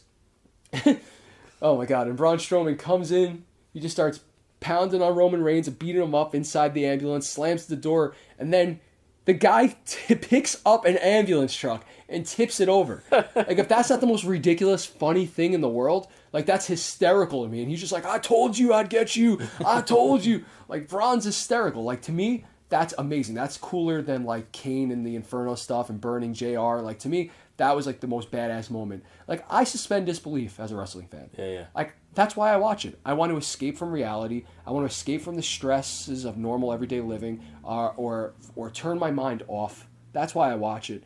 And it's as far back as I can remember, being like 5 years old. It's all I ever really loved aside from music was wrestling. So like I'm always hooked on it. But it's just the last couple weeks I haven't really been following like I should have. But the brand split is going to be pretty dope. It's going to happen again and again. New guys are going to get injured. They're going to pull guys from SmackDown to Raw. It's just to get people talking. It's to stir things up. It's really for publicity more than anything, I think. I think it's kind of dick, though, that they split up Rusev and Lana. Oh, yeah. Because they're married. Yeah. You know, like that. I heard that they were... WWE was pissed about that happening. Like they knew where they were together, but they were feuding at the time. She was, I believe, Dolph Ziggler, and then TMZ announces that they were engaged, and WWE was like, "What the fuck?" Yeah, well, that's the one. My one beef with the company, and first off, my dream would be to work in that company in some capacity. I never talk down about the company. Yeah. I understand why they do things and what their reasons are, but it does bother me that sometimes they get too involved in people's personal affairs. Yeah, or they get almost like too offended or too hurt by what people are doing with their lives and how it might affect their business. Like, I would want my talent and I'd want my workers to be, like in any company, to be as comfortable and as happy as they can be. Wrestling is different. It's entertainment. It's a circus. It's a traveling circus. Yeah. It's not like even though they're a corporate entity, the product itself isn't a corporate gig. Like you as a wrestler, you're not a corporate guy. Like the ring crew aren't corporate guys. Like, so if you were in a corporate setting and you started dating like Sally, the fax machine lady, like all of a sudden there might be a conflict of interest and the company might get worried, and like how is that chemistry going to spill over into your work environment? And I can understand WWE worrying about that, but these people don't see their family, their friends for 200 plus days a year. So naturally they're gravitated towards each other. You have a locker room full of like smoking hot chicks and like buff dudes. Like they're going to naturally mingle and get to know each other on multiple levels. As we saw in the Page video. But I wonder if that's going to be a running thread through every episode. Yeah, right? It was in the last one. Yeah, your last. That's right. It better be. You just got to keep interviewing dudes who know about wrestling. Although I would really like to see a Lana video. Oh my god. But like they're naturally gravitated towards each other. So if they get together, like they're not separating Cena and Bella, Right. right? Like they're not separating them into two separate brands, and like they're letting them stay connected at the hip as much. But then again, John's very independent. He goes and does his thing, comes back to her. But I just didn't like that. I was like, man, because I like them as a couple. I don't know if did you see the Well, it's like when they first called up Enzo and Kaz, and then they didn't. Carmella? And they didn't call up Carmella, Yeah. and then when they did, she was on the other show. she's on the other show, and now and she's with Cass in real life. Yeah, it's tricky. I mean, I guess they're going to do whatever they think is best for the business and the brand, but I don't think having Lana on her own does anything for anybody right now. Her money's with Rusev. Yeah. Like, did you see the Southpaw Wrestling stuff that they released? I saw that I saw links to it. I didn't watch it though. Please watch it. Okay. It's the best like half hour of your life. All If you're a right. wrestling fan, they basically just do this like spin off of like an old indie promotion that was like a territory promotion from the 80s. Yeah. It looks like it's on VHS, like VHS tape. Like Yeah. Fandango is hysterical. He just plays a commentator with John Cena, but he's like an alcoholic. He's kind of like a Ron Burgundy when he's been hitting the sauce too hard. Yeah. Dude, the characters are insanely funny. And in there is Rusev and Lana, and they have like one segment on this show because they're like 5-minute skits, or 3.5 or 5. Yeah, I think they're about 5 minutes. And the Rusev Lana stuff was just hysterical. Like, it's so funny that Rusev's laughing in the take, and they just like he's holding in his laughter, and they leave it in because that's like the best thing when you see that. Like on Saturday Night Live when Jimmy Fallon was trying not to laugh, like you would laugh even more. So it's like kind of one of those deals. Yeah, or like always Bill Hader when he did Stefan, he always fucking broke it. Right, It was yeah, hilarious. always breaking, right? And like that makes it even funnier. But that if you watch Rusev and Lana, like they have like occasionally they do their own like little YouTube thing on their own, like these little skits, or they'll put it on social media. They're really fucking funny together. Like I mean, like hysterical. Like I was like, dude, why are you splitting them up? Yeah. Like they were badass when he was just like a machine and just annihilating people, and she was just like super strict Russian chick coming out. And then they kind of loosened the characters up a little bit, and that was cool. I think they should have kept them together. That's the one thing I was not happy about with the brand split. Yeah. They did a lot of splitting up of stuff last time too, like the original brand split. They split up the Dudley. They split up like every tag team, right? And put them on separate shows. But so you mentioned a bit your work with Monster Factory. How did you get involved with them? How did you get involved in being in the business? Business, yeah. Well, it's a long journey, but I'm always telling long stories. It's just in my nature. So we were already over an hour, but that's 6 all hours. right. Like, oh, it's like yes, it's tomorrow. But yeah, so after I left my one band Arbitrary that I'd opened up for In Flames and had all like this like regional success like as a young group, I got very frustrated because I really thought that was my meal ticket. Yeah. We were really doing great.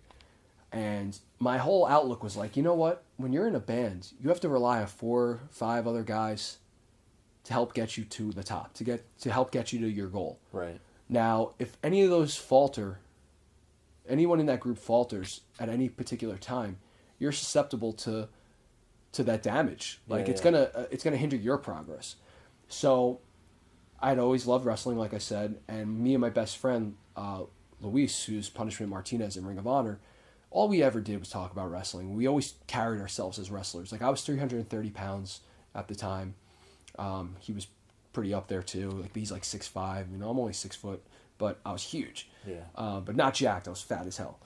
But I always wanted to wrestle, and we used to like have like not backyard matches, but like we'd get like a little drunk and like wrestle in his living room, or like we'd be at a party. The big thing is we would just choke slam people, like choke slam them into bushes and into like couches, and like we choke slam someone like practically through their floor once at a party. We used to just like crash parties because we were big. Yeah. And we'd be like, listen, we'll be your security for all the assholes. Like we'll make sure, like we'll throw anyone out, and the girls would be like mortified, like, but I don't even know you. You're like you're coming in with a trench coat and long hair. You look like Silent Bob, but like who could kill me, And then like Luis is like a huge Puerto Rican dude, like we're all tatted up. We're like 18. We've got fresh tats, Like, yeah. But they would let us be in these parties, and like when the girls or whoever were throwing the party didn't want people in the house anymore, we'd kind of like bounce them out, Yeah.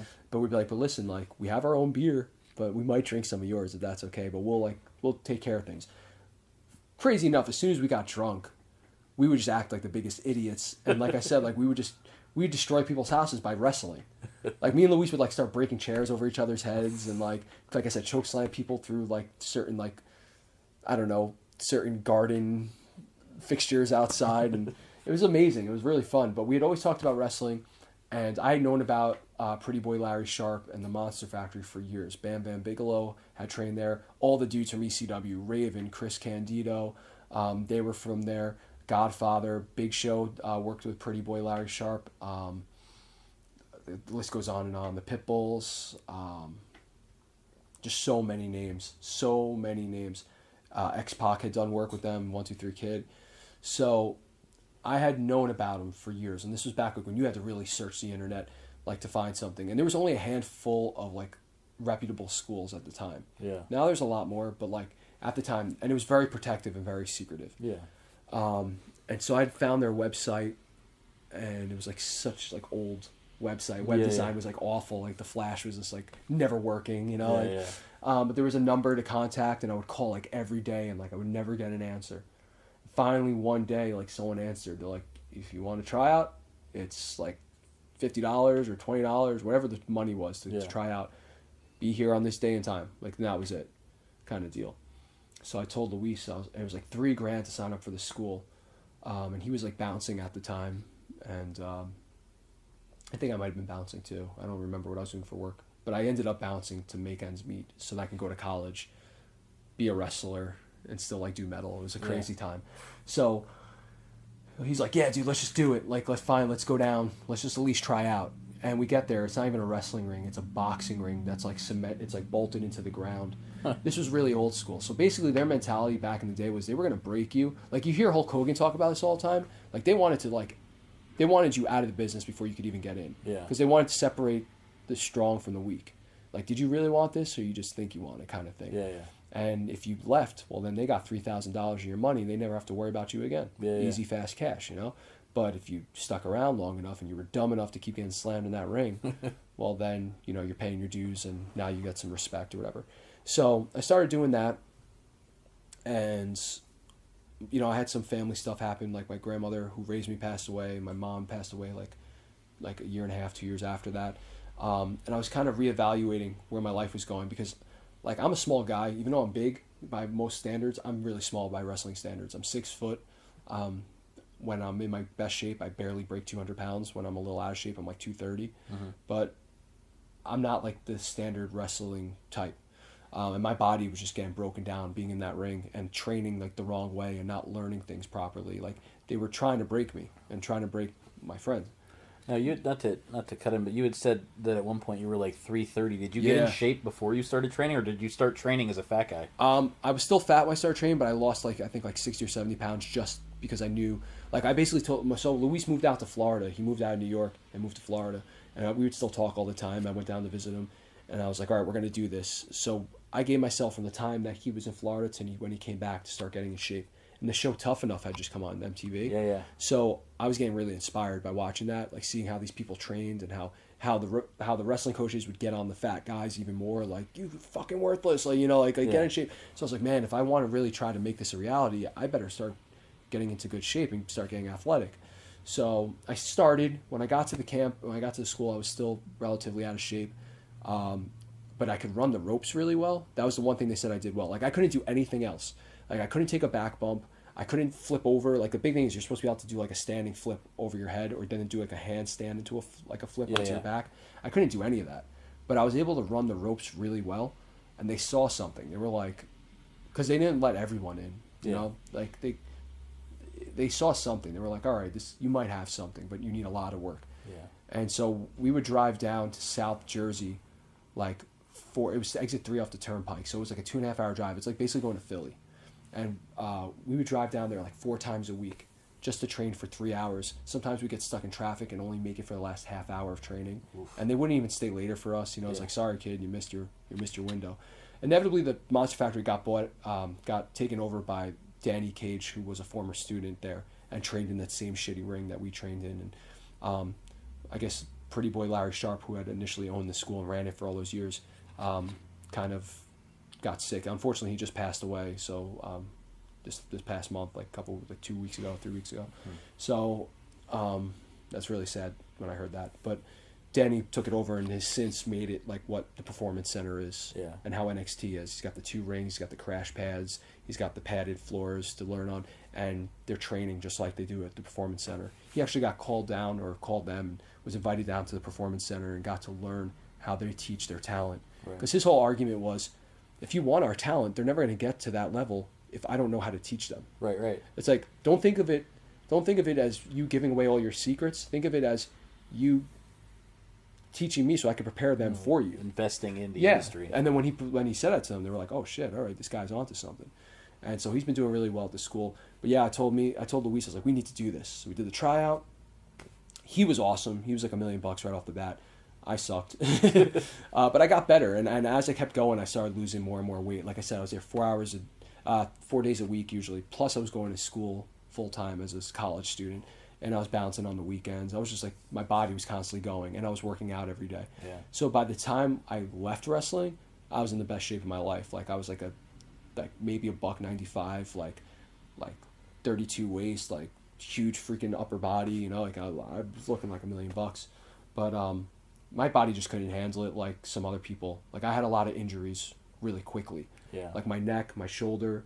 I already had a bad knee going into it. I had like a bad ACL that was ripped. And actually, it's gone. My left ACL is torn in half. Oof. So I used to have to wear like that Stone Cold Steve Austin knee brace, brace. the reconstructed knee brace to wrestle. So right off the bat, like the odds were against me physically. But I'll tell you what, man. Nothing taught me more work ethic. Nothing taught me how to be a man and to not make excuses and to like get my ass up and get to work more than wrestling. My father didn't raise me. He wasn't there for my childhood. Like he was a weekend warrior kind of guy. I saw him. Then he moved out to South Jersey and when I was little, and I only saw him like once a month kind of deal. So I never had that like predominant male figure like being an authority, like telling me when to shut up and just do work, you know? Yeah. And so being at the Monster Factory really, really instilled that in me. And that actually carried over to all my business and working when I was in bands. So like I couldn't tolerate when people like had an excuse to not do something. Right. Like I remember being like, dude, come on. Like really? Like stop making this excuse. Like, oh, your foot hurts? Really? Like pick up your amp. You know, like it was that was a toughness that was instilled in me from that. And to this day, dude, my boy Luis, he's still killing it, man. He's been champion in multiple indie federations and promotions. And like I said, he's like a big star in Ring of Honor now. He just had his like debut in Hammerstein Ballroom. Like he's not his debut for Ring of Honor, but his debut at Hammerstein Ballroom last month. I was so proud of him seeing that. Like that was huge, you know. It's like ECW style. Yeah, you know? yeah. So you do commentary now, right? You have no choice but to listen to the voice of the one and only Chaz Williams. You know it, the single greatest color commentator in the history of all professional wrestling. That's awesome. Yeah, dude. yeah. How did you come up with the name? My middle name is William. Oh, okay. First name's Charles. My dad was always called Chaz. Occasionally he'd fuck around with me, call me Chaz. So I just made a Chaz with a Z instead of an S. And my wrestling name was Chaz Williams. You know, I had Chaz the Beast Williams. Okay. I was kind of like a Rhino character. Okay. Like had the black singlet, long hair, and so when that happened, I just said I'm not going to change my name. I like the Chaz Williams gimmick. Plus, I like the fact that Stone Cold Steve Austin is Steve Williams, so that was another tie-in. I was like, cool, I can be. Well, I think he's legally changed his name. Did he legally change like Warrior? Yeah, You Warrior. should just legally change it a to lot something. of people did that for different. Ryback is legally Ryback. I know. Ryback. Test when he was alive, He passed he away, changed yeah. his middle name to Test. Yeah, that's amazing. Yeah. I should legally change my name to Chaz Williams, but yeah, it's my middle name, and so it was just easy, and it sounds old school. Yeah. Like I like that it's old school, and Steve Austin's real name was Williams, Yeah. so that was a kind of an ode to him as well. That's cool. Yeah.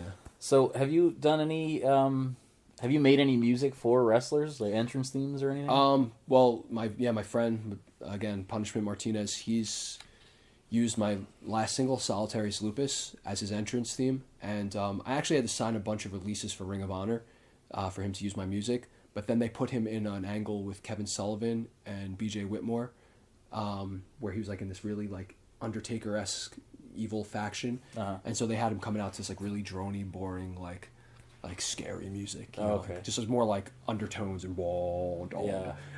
But whenever he does indie shows and he does Monster Factory shows, he comes out to Solitary Lupus, my last single, which is awesome because I was actually just with him in Buffalo for Empire State Pro Wrestling or Empire State Wrestling, and they have a really good promotion out there. I was really surprised, but I didn't know this, but he's bitching to me. He's like, oh my God, like he's like, I forgot all my merch. So all of his merch that he had to sell that night, he forgot, and I was gonna sell merch for him that day. So we had to go to like Staples or something and get like 8x12s of him printed out, which I gotta say, I would make the best manager in the world, because I made that dude like $150 or $160 just by selling 8x10s for him all night. I couldn't believe it. I was like, that's pretty sick. Like, had he had his shirts and everything, he would have made a killing. Yeah.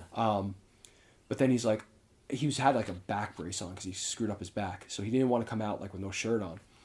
So he's like, yeah, I'm gonna wear a t-shirt in the ring tonight. I was like, oh, that's so indie of you. Like, don't like you're in sick shape. Like, why? He's like, oh, I'm hurt. He's like, what shirt should I wear? He had like a Jason Voorhees shirt and then some other shirt. I was like, well, where's like your shirt, like the punishment shirt? Wear that. He's like, yeah, I don't know, we'll see. So all of a sudden he comes out. I hear my music hit, which I didn't know he was coming out to. So like I'm like just happen to be taping him, and I hear my single hit. So I freak out, I mark out, and then I see him come out, and he's wearing the shirt I just gave you, the silencer with the owl on it. Nice. And I was like, or no, he may have actually worn the Skeletor one. I think it was the owl one, but he wore a silencer shirt, and I just freaked out. And then at the end, like when the music like went off, he's like up on the turnbuckle. I was like, yell. I'm like, nice shirt. And, and we have this like thing that he's part of this group called the Real Life Heels. It's him, QT Marshall, who's done work for Ring of Honor, NXT, and now Impact Wrestling, who's actually also just opening a Monster Factory style school out in South Carolina, called One Fall Wrestling. So they have a group with QT Marshall and Matthew Riddle, who I was telling you about from UFC, like the king of the indies. Matthew Riddle is no joke. Check him out. They had this group called the Real Life Heels because they were all training at the Monster Factory, so it was just the three of them. And now he did this hand gesture, kind of looks like a peace sign, but instead of like folding your your pinky finger and your ring finger behind the thumb, you stick it out, so it almost looks like some kind of weird bird or something. So like but you wolf pack it, you two sweet it, like you connect with the two, and we do this kind of thing. Now it's something that Luis created when we were in high school, and me and him had been doing it for years. We were going to be the New Blood. That was going to be our tag team, and then he carried it over to the Real Life Heels without my permission, I might add. Even though he created it, kind of like you kind of inherit it, part of the ownership because you've been doing it for so long. So like we always throw that to each other, we too sweet each other, but with the Real Life Heels sign. And I saw that, I was on cloud 9. I was like, awesome, you asshole! Like, you held the back the whole night. What a surprise! So you've also done you did some music for a TV show. Yeah, I did. I did a theme song for a reality TV show that was on the History Channel called Where Are the Fagawies? Yep. Which was based on a motorcycle and MC club based out of the Hudson Valley here in New York. And I guess the whole premise of the show was supposed to be that they were a bike club, but they were kind of wise asses, but they were helping people out in the community. They were helping rebuild things. Someone had a problem at their house. The badass bikers roll up to the house and fix the plumbing, or our local minor league baseball stadium needed a stage for bands to play on, so they went and they built the stage. And then there was just supposed to be them, because they're a bunch of Goombas, really. They're a bunch of most of the stars are just these Italian Goombas, like where's the cheese at? Like in one episode they break into Rockland Bakery and get bread for the Italian dinner. Then another one they go to a wine and cheese tasting thing, but instead of them being all yuppied out, they're in their cuts, their motorcycle cuts with their patch on, and they're cursing and just being kind of slobbish, But so I was able to write the theme song for that. I called it The Ride of Your Life. It's actually available, I think, on iTunes. It's still on Amazon. I found it there last night. Yeah, it's not like my proudest moment as a musician. It's really no frills, laid back. I kind of did the Southern twang thing on it, with a little bit of a rock feel to it. When I was writing it, I was thinking along the lines of Clutch meets new style country rock, and it was more just about it being catchy and simple. The reason I say I'm not super proud of it is only because the production's not that great on it. I was really rushed to get it done. They were yeah, we need it tomorrow kind of thing. And I was like, what? So I literally had, it was not tomorrow, but I had a week to write it, send them the demo. They're cool. Now we need it in 3 days. and I ran like all the studios are booked. Like I use Kevin Antrazian a lot from Dillinger Backroom Studios.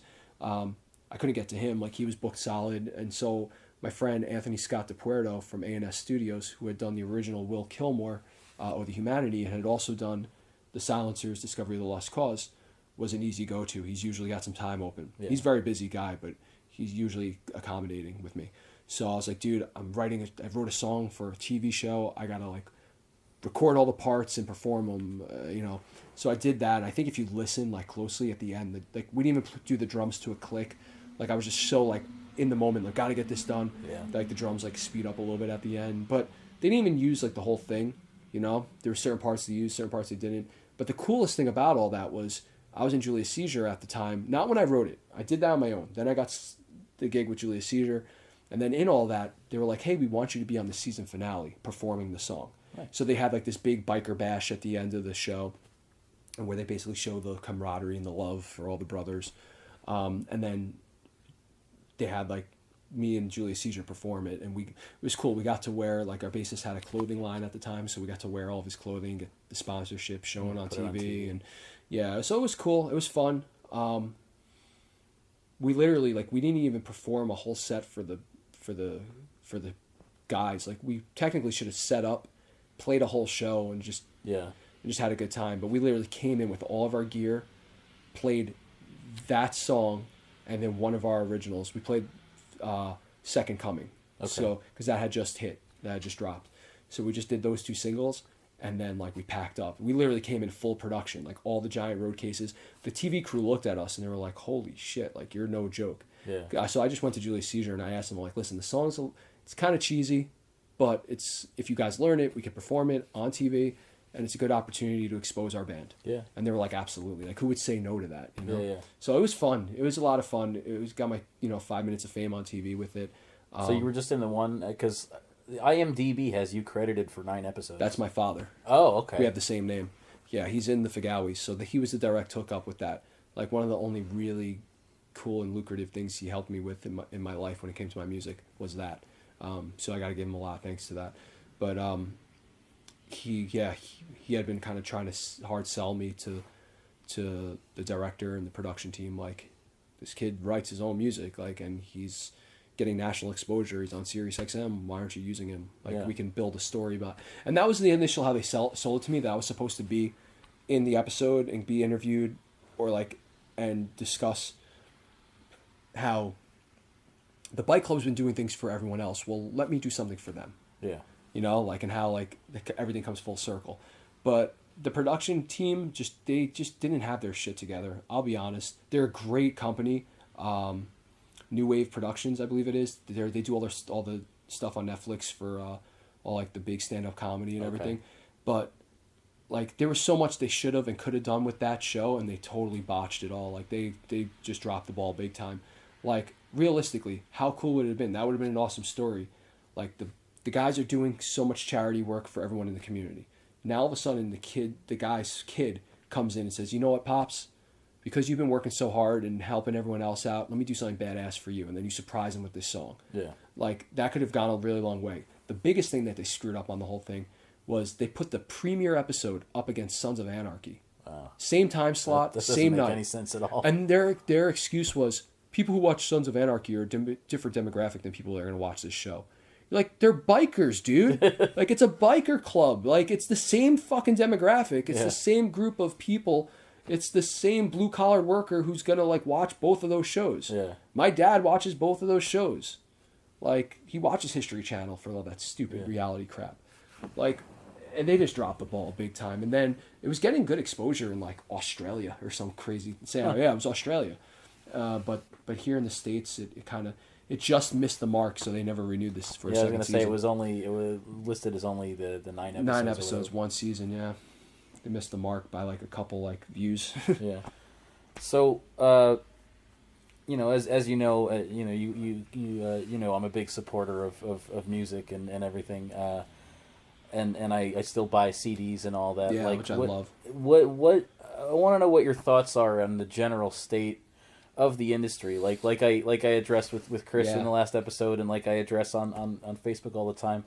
a lot of fans like to justify the the illegal downloading or the Spotify memberships or whatever because they say, oh well, the bands make all their money on shows The and bands don't make any anyway. money on anything, dude. Like that's my take on it. Everyone else gets paid but the fucking artist. And if you're smart enough and you're resilient enough, like I think people like Angel Vivaldi have it nailed down. Like he is he has his finger on the pulse of this industry right now.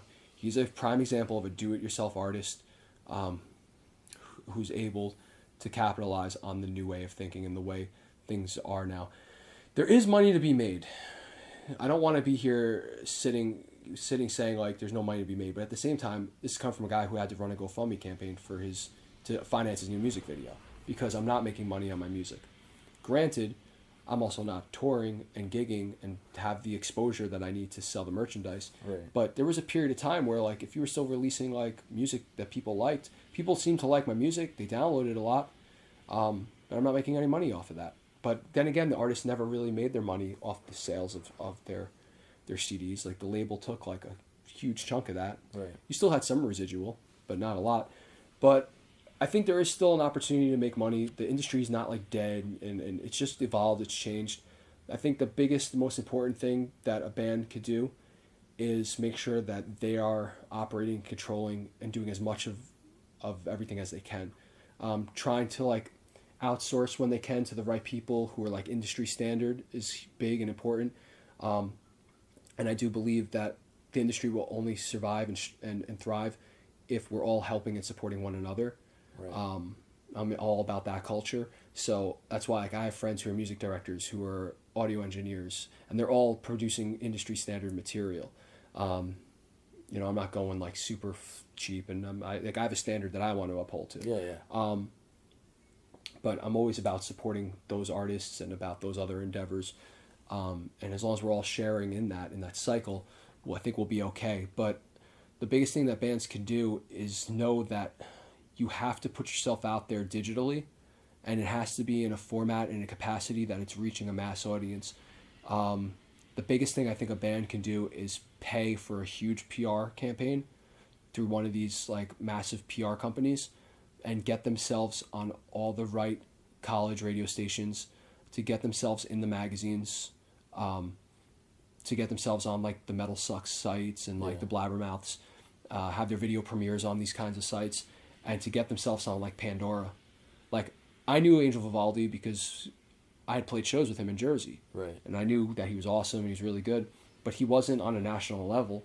Then one day I was listening to Pandora radio, and I was listening to probably In Flames radio, because like all my favorite bands get played on there, Soilwork, Unearth, In Flames, like all these great bands. And then all of a sudden I fucking heard A Martian Winter. I heard Angel Vivaldi on there. Wow. And I was like, wait, what? Like, dude, I just played at Dingbats with him. What do you mean he's on Pandora? And I had looked into getting Will Killmore on there, but they turned down the idea because it costs too much money. Well, it costs money to make money. If you don't treat your band like a business, as much as I don't want to treat this like a business, and I'm not about the money, I'm about making sure that I spend the money to get the exposure I need to even have a chance. Yeah. Because without that, like, you might as well just make this a hobby. And don't call yourself a professional musician unless you're willing to spend the money that it takes to get yourself put out there. Like, all these industry professionals, they don't care what the hell you're doing unless they see it on a national level. Like, I remember having talks with Monty Connor from Roadrunner. Now he's at Nuclear Blast. And I was like, why aren't you signing us? You say we're good. Like, you said that we weren't what Roadrunner was looking for, but you said we were definitely what, like, Nuclear Blast and Metal Blade was looking for. Now you're running Nuclear Blast and you're still not signing us. Like, what the fuck else do I have to do? Yeah. And like, he was just like, I want to see you on this kind of national caliber. Like I want to see you playing like Webster Hall. Like, not even, I want you main floor Webster Hall. I'm like, I need you to get there. But what the message that he was trying to give to me was that you need to be investing a lot more, like on the national level. You need to like put your money where your mouth is, and put yourself in those positions. So I'm not a huge believer in paying to play anymore. I did that for so many years, and I think a lot of musicians say the same thing. But at the same time, if like a show presented itself and I had the money to get onto it, Like it'd probably be pretty cool. Just Right. but like I'm over saying, oh yo, I just opened up for Unearth again, or I just opened up for fucking Soilwork. Like as much as I love those bands, I want to open for them and all that. I also that's $3,000 or whatever that can go into my campaign, that Yeah. can go into my band, that can go into my own shows and my own merch. And so bands have to stop throwing away their money on other things that don't help them. Yeah. Like you playing one show in your hometown with a big band isn't going to really do a whole lot for you. It will help you. It will help create a buzz. Yeah. And I believe at the beginning it might be a necessary evil when you're kind of first starting. But once you've developed, if you're fortunate enough and lucky enough to get to a position where you kind of have a name now, or you got a buzz about you, well, now you have to, all that money that you generate for yourself needs to go back into yourself, and cannot go into the hands of other bands, just to like help them get to their next town on tour. That's crazy. And so many bands still don't understand this concept. And you have to be willing to go all out. Like if you want your record to sound like the last Lamb of God record, well then you're going to have to go and get the Lamb of God's producer and engineer. And that's going to cost a lot of money.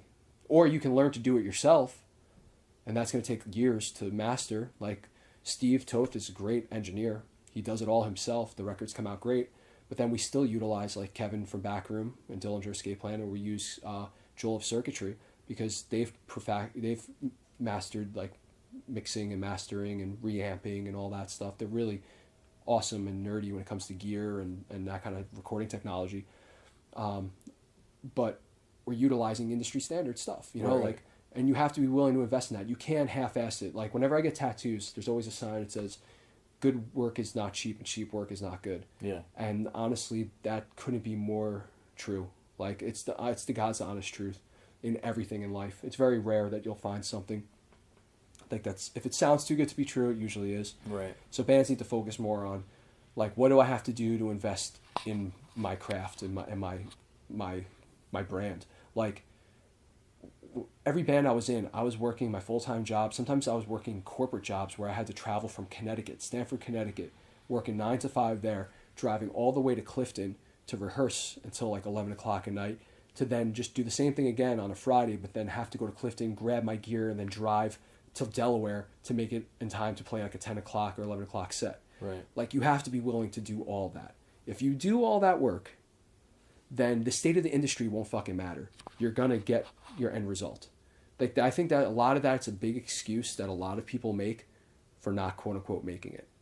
You can make the most out of anything if you just put in the time and the work and don't make excuses for anything. But that's the only thing. Like Doc Coyle, God forbid. Look at Doc. That dude puts in work 24/7. He's a motherfucking hustler. Yeah. That dude's a G. Like straight up G. Like everything he does, he's always on the grind. I mean, now he's out in LA and he's connecting with even more of the right people, and he's got Tommy Vex out there with him now. Yeah, they started Jose's that out new there. band. And Yeah, exactly. They have 2 new bands. Did you see Bad Wolves? that was the one I was talking about. Right. Well, I'm sorry. Vex has two bands. Yeah. Really, right.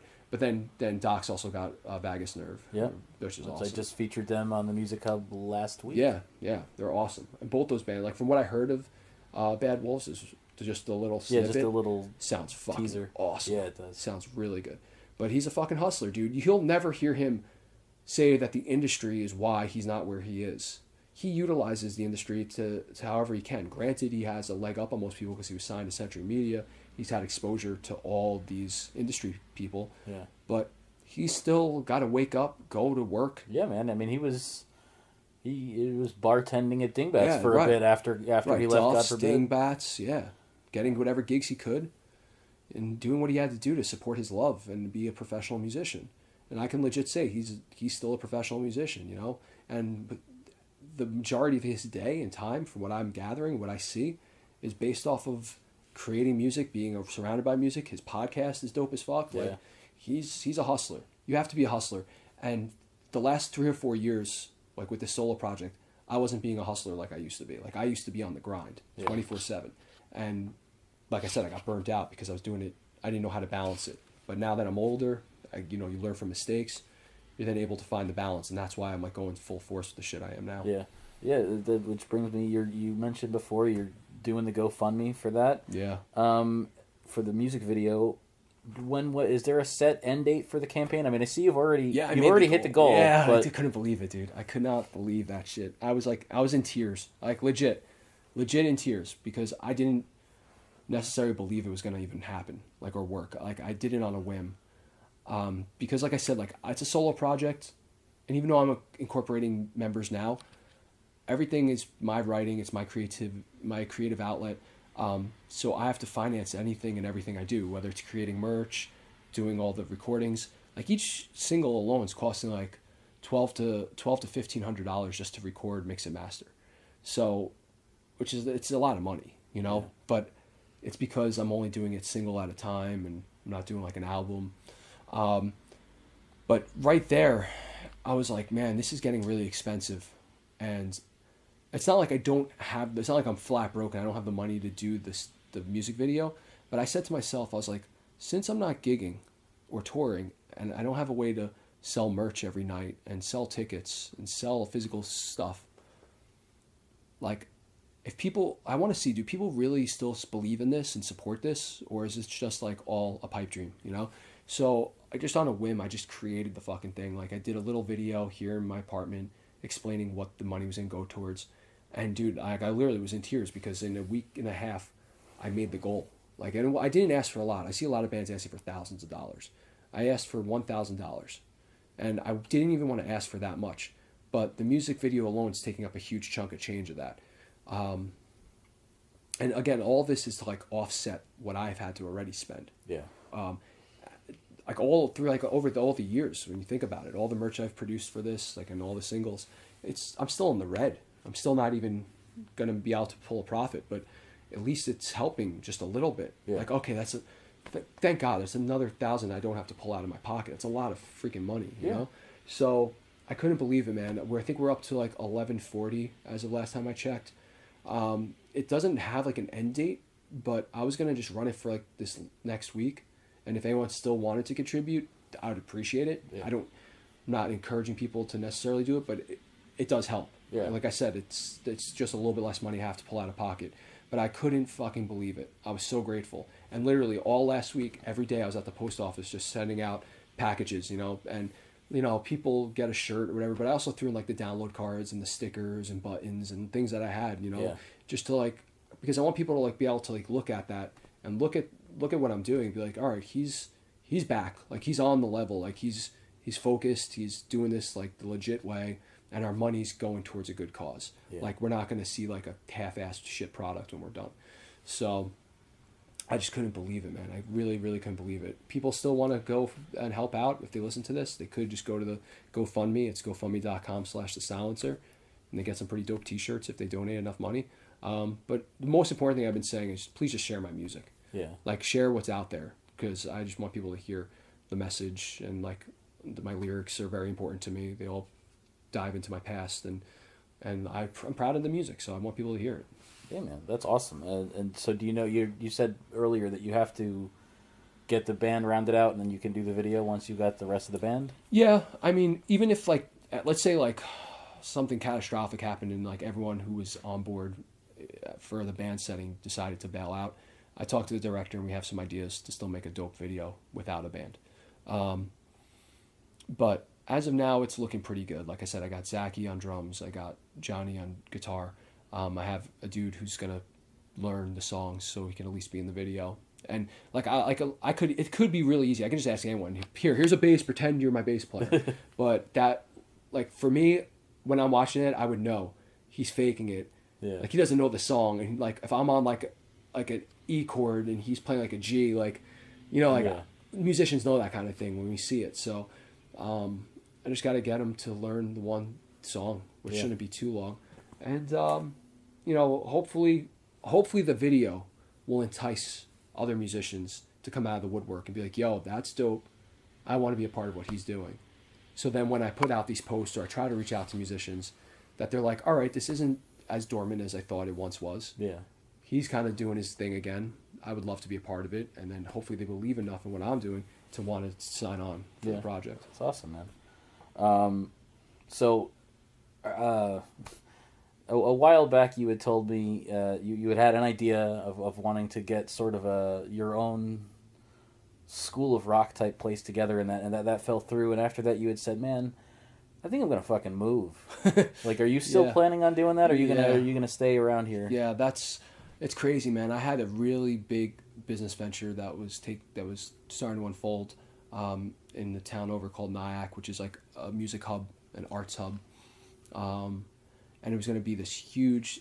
I don't know if you remember the one school of rock that was in, I forgot where in North Jersey it was, but it was a venue, and it was a school attached to it. It housed 3,000 kids as a venue. Oh wow! So that I had the same idea to do something like that.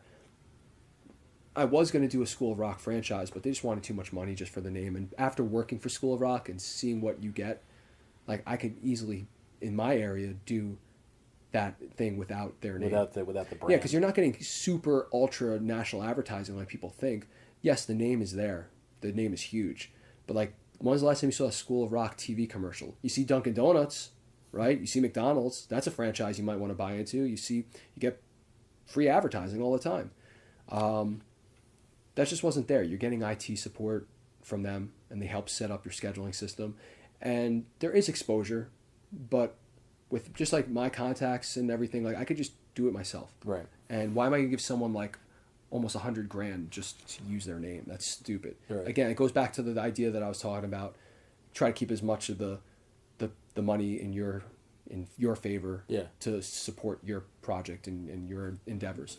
So I wasn't willing to do that, but I had this awesome opportunity, huge state-of-the-art facility that we were going to do.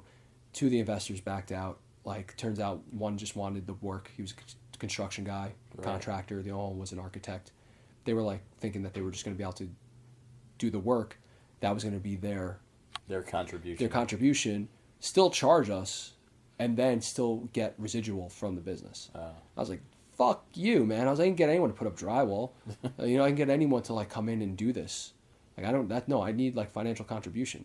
So when that folded, I was like kind of discouraged. I was really discouraged, but I was like, all right, well, it's too expensive to live here in New York. It's out of hand. And I've been renting this apartment when I really don't need to. So that's more money that's just being thrown out the window. I'm not going to see any return on that ever. Yeah. And when I did the math about how much I spent in rent, I was like, that could have been a mortgage on a home. Yeah. So I visited Asheville, North Carolina, and it was gorgeous. I have some friends who live out there, Smoky Mountain region, Blue Ridge Mountains. It's beautiful, great arts town, music oriented, all in favor and support of local business. Huge brewery town. There's like 70 breweries in like a 10-mile radius. It's the home of Sierra Nevada. There's a ton of self-sustaining businesses. They're really green out there. A lot of green initiatives. And they're all about supporting the local scene. It reminds me of being in a band. Like every local business, if you spend $5 in the local, the local liquor store, like you might get a voucher then to get $5 off or 15% off at another store that's down the road. Yeah. And everyone's tied in together, and it's so awesome. There's a lot of opportunity, and what I want to do with that kind of like music school, I think I'm not going to do the venue now because that was a huge undertaking, and I really didn't need the venue to thrive off the school. Like this, actually, it could have hindered the progress of the school, because if not enough money was coming in from the venue, now the school could suffer, or vice versa.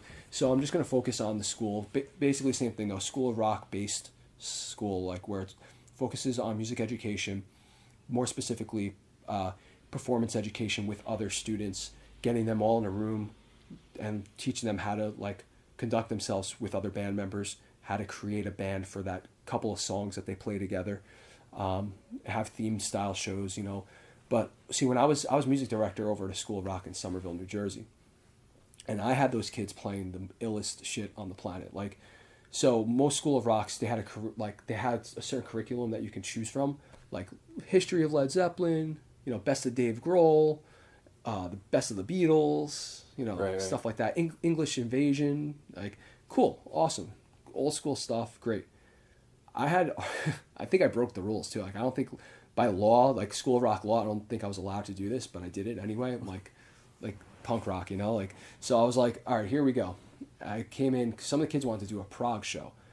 Prog was okay. They were like, cool, you guys can do Rush, you can do some like early like Genesis and Journey stuff, like stuff that was more proggy. But then all of a sudden, I like started thinking like, well, what's prog now, or what could be considered? So it was like Opeth, Yeah. Between the Buried and Me. We did Mars Volta. We even did Mastodon because their stuff's kind of proggy. Yeah. Even like some Ghost stuff is like, it sounds like old, like Blue Oyster Cult or old prog stuff. Yeah, yeah. So I threw that in there. Then we did like another show where we did like pop punk, but I did like a lot of emo bands and metalcore bands in there that have like a pop punk element that no school of rock has touched. And then we fast forward, we did a show at Highline Ballroom in Manhattan, and the kids had the best response out of all the schools. It was like a best of School of Rock season where all the schools from the New York and New Jersey area come together in Highline Ballroom, which is like a really nice fancy venue in the city. Yeah, I went there once to see Corey Taylor did like a spoken word solo thing. Yeah, nice venue. Yeah. Big, right? Yeah. So imagine a bunch of like kids aging from like 10 to like 17 being able to perform on that stage. That's awesome. The big digital like board behind them, the digital background, like. So our kids performed like Avenged Sevenfold and like some like really heavy shit. Nice. Dude, they were the only school that had a mosh pit like break out. So imagine this, all the parents are up in like the stands, like upstairs watching over. All the kids from all the other schools are down on the floor. So it's basically just a reason for all these kids to get together and party. Yeah. You know, like with obviously like no alcohol. Well, I think the parents can still drink. I don't remember. But like the kids obviously are not like getting screwed up, and they're like good kids, but they're just want to release their energy. Yeah. Like it's a giant playground for them. So now all of a sudden our kids come on, and it's like we utilize like the best musicians in the school to represent the school for this big show. And they did like Avenged Sevenfold and something. I forgot what else we did. Did a bunch of songs, but when they did that Avenged Sevenfold song, and they did. I think they did Coheed and Cambria's "Welcome Home" as well. All of a sudden, huge pit, dude, a huge fucking mosh pit. Like I thought I was at a Lamb of God show, or like I thought I was at an Avenged Sevenfold show. I could not believe it. The kids came off stage. They were just like so hyped, and just being able to see how much music impacts a child's life, like how. Remember what it's like to be a teenager. How hard was it at times, Like, and knowing that these kids could come to me and confide in me, and then through the love of music, we were able to overcome every obstacle and every roadblock that these kids had, whether it was a learning disability, whether it was an emotional or personal issue, whether it was just something as simple as not being able to play a music part correctly. We were able to get through all of that, and like the joy and the pride that the parents had, that the kids had, that I had, was like nothing has been able to top that high. Like when I saw those kids perform, that's better than any gig I've ever had, like straight up. So I'd always said, like when I wasn't doing music anymore, I wanted to open a school, but I'm always going to be doing music. That's just the reality of it. But I would desperately love to open a school, and where I'm looking, there is nothing like that out there right now. Not on the level I want to do. So I'm excited. We're talking about moving in September. Shit's going really cool with the silencer right now. If I move, then all of a sudden I lose all those musicians. Right. But it's at heart, it's still a solo project. I still write everything. I could always acquire musicians, or I could always travel back here to do the shows with them. Mm-hmm. But I don't think I'm going to necessarily let that stop me from moving. But I also have a lot going on with the Monster Factory too, like all the things we've been talking about. Yeah. So I am kind of tied here, but I'm also tired of being here. And I really do think I need to change. Nashville's gorgeous. But there's no industry around there like in L.A., New York. Yeah. But we'll see. Yeah, I mean, I'm not even in a band or anything, and doubt that I ever will be. But I always say like I could not live outside of like. I couldn't live too far from New York, and if I had to, I'd have to be close to L.A. Like right. You have to just for the sake of like being in a major market where shows come to all the time. Like I see all these posts online all the time of people just bitching at bands like, why aren't you coming here? Why aren't you coming here? Like, I don't want to be one of those. I mean, I'm not going to be one of those whiny people, but I'll whine to myself, Like, and I don't want to. My friend Justin and Aaron, they live out in Nashville, and they say the same thing. There is a venue there, and it does house like some pretty good metal shows and stuff, but like, it's hard to get to a really good show. You have to travel to see the good stuff, like the big stuff. Whereas like we're spoiled here. Like we have everything. We have MetLife Stadium, we have MSG. We have all the arenas, then we have all the venues. We have Roseland, we have Hammerstein. Well, Roseland's done, but we have Hammerstein, we have Webster Hall, we have Irving Plaza. The list goes on and on. Then there's smaller Yeah, places. stuff like Dingbats. Then you have like Dingbats, Santos Party House, and you have stuff. Is Santos still open? I don't know. I mean, it was last time I was there, but that was years ago. I'd never been there. Yeah, it was a cool place. It was cool. I saw Killswitch there. I was actually sang on stage with Jesse Leach. Nice. Yeah, I had heard about the Killswitch show there. I think I was at a different, like the one time that Killswitch played there, I was in the city at a different show at the same time. Yeah, there was another show going on that night. I'm trying to remember what it was now. I want to say like not Five Finger Death Punch. Oh, what was it? Dude, Killswitch and... Oh, no, well, Obituary went on, but that was like a day or two earlier because I was at that show. Maybe it was Five Finger Death Punch or like some big show was going on. I don't know. But yeah, it was a long time ago. But yeah, we have so much in the way of venues and places to see and experience live music that it's pretty much a hub. Like, I don't know if it would be hurting me, but I think it would be doing me a great service in terms of my business. Yeah. And as long as I'm not making money with the bands, I still have to, or, making money with music, and it's not like 100% a professional gig where I'm supporting myself on it. Well, I got to kind of move where it's going to benefit me, and taxes are so cheap out there, and land is so beautiful, and people are so nice. Yeah. And everything's laid back. And, it's like a 10-hour drive back here, and it's only a flight away to like be back here. And so I figured maybe we'll just go and we'll rent for a little while, like a couple months, just to get familiar with the area. Yeah. And if worse comes to worse, we can always come right back. Yeah, I just had some friends do that. They wanted to be closer to her father, who lives in Nebraska, so they moved to Nebraska. Yeah.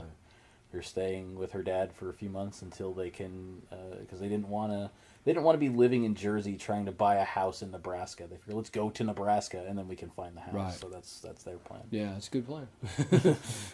So with the silencer, are you do you want to try and kind of keep things the way they are as far as doing it on your own, or do you want to try and get signed, or do you want to try and do some sort of a distribution deal? What is your goal as far as that goes? Ideally, I would like to be able to tour on the stuff and start off like opening slot band, and just yeah, people just think I'm crazy because I'm 35 years old and I still want to get in a van and tour the world just to have 45 minutes of awesomeness, followed by the rest of the day. But I'm like the eternal optimist, so everything's beautiful to me for the most part. So I love seeing different states and cities and countryside and just being on the road. I love to drive.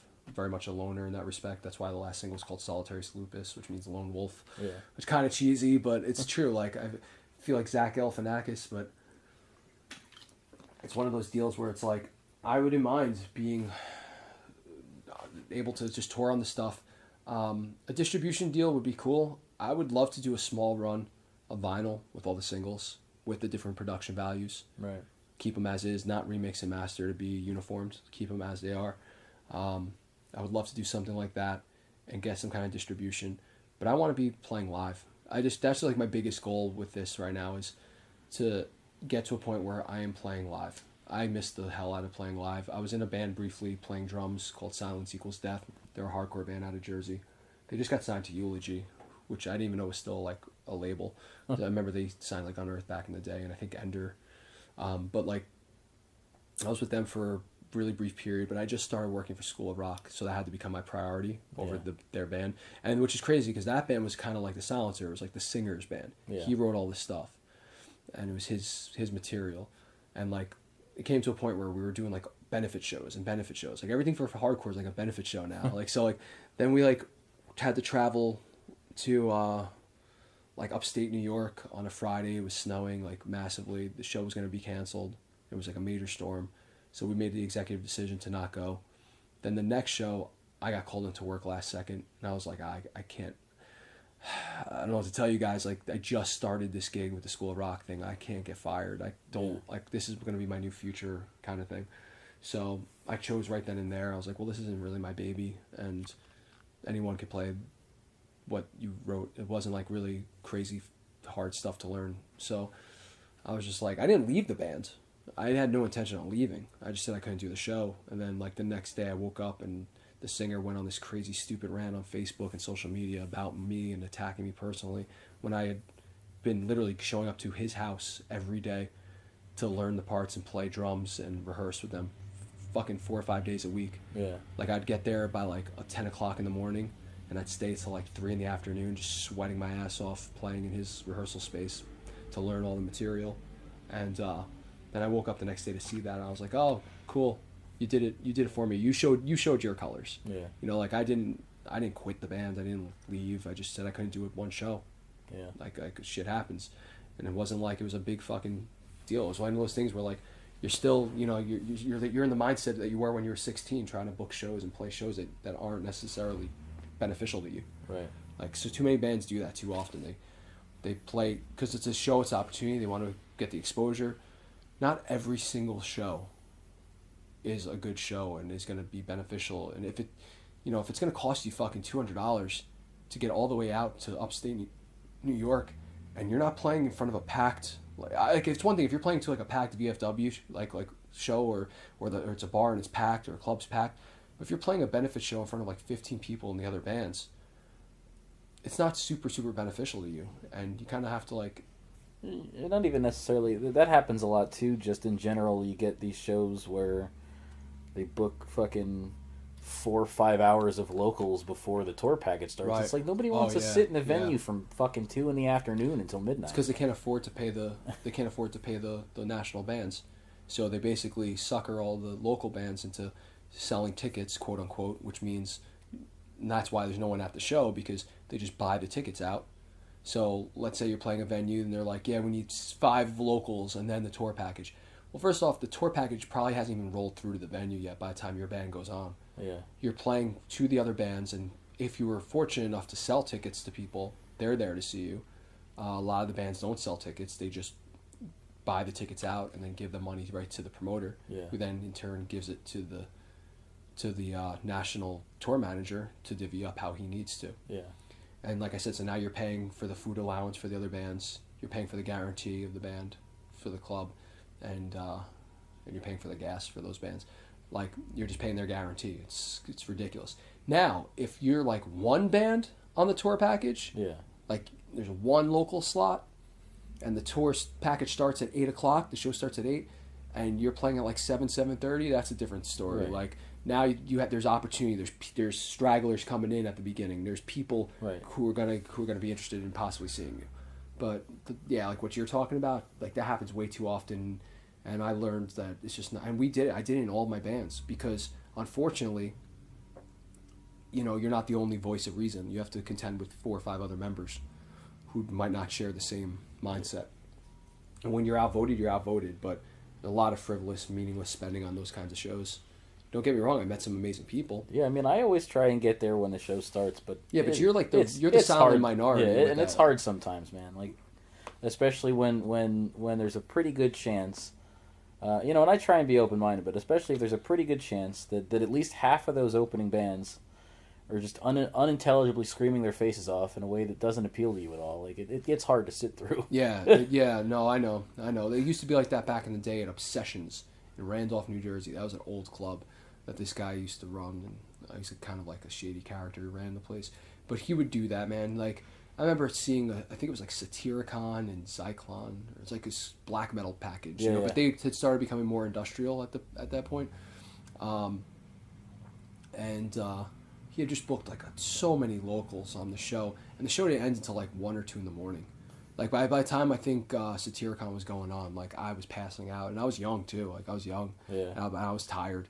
So this is ridiculous. And like, but you find gems in all that. Like there's certain bands that are just like that's how I discovered God Forbid.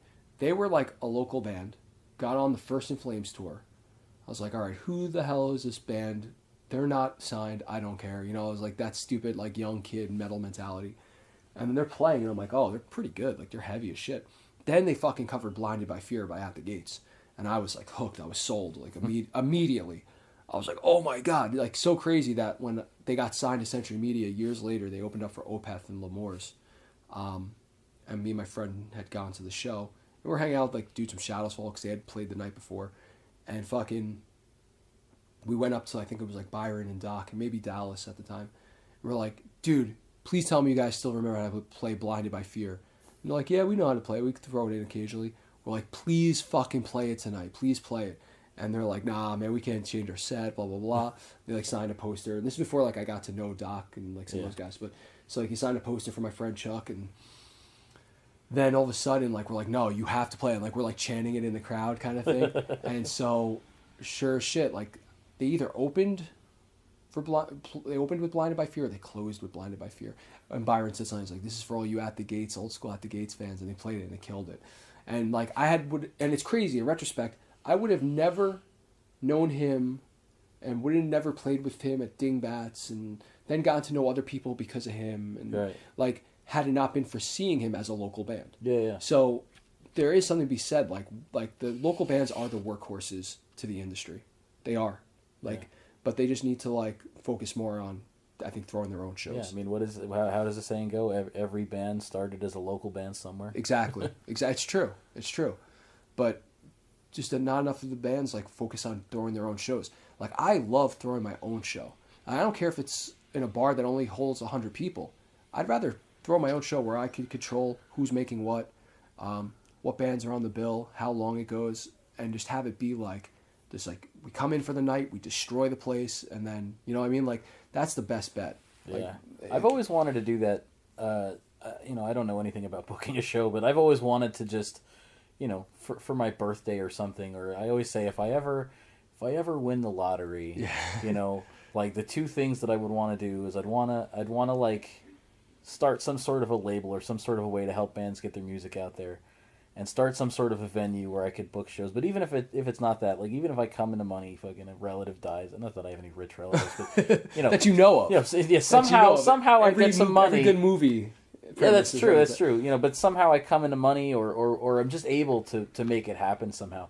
Just to do a show like for my birthday or something, and just book bands that I want to hear. Yeah. That I want to see. There's people who do that. I've seen it. It's just difficult because like so many bands are so demanding. Yeah. Like I mean, hopefully the bands are cool enough to be like, yeah, man, we'll do it for like almost nothing because it's your birthday and like you support music and fuck yeah. Like I would say yeah, like straight up, I'd be like yes, because you're a huge advocate to the scene. Like you support local business, you support buying CDs and like really helping the local talent out. But like other bands, like they could be douchebags, they could be like, well, if we're not getting our guarantee, meanwhile like they like played in front of 4 people at Dingbats. What guarantee? Yeah. Dude? See, the one band I'd love to get, and this is why money comes into play, because it would be logistically hard and fucking expensive to make happen.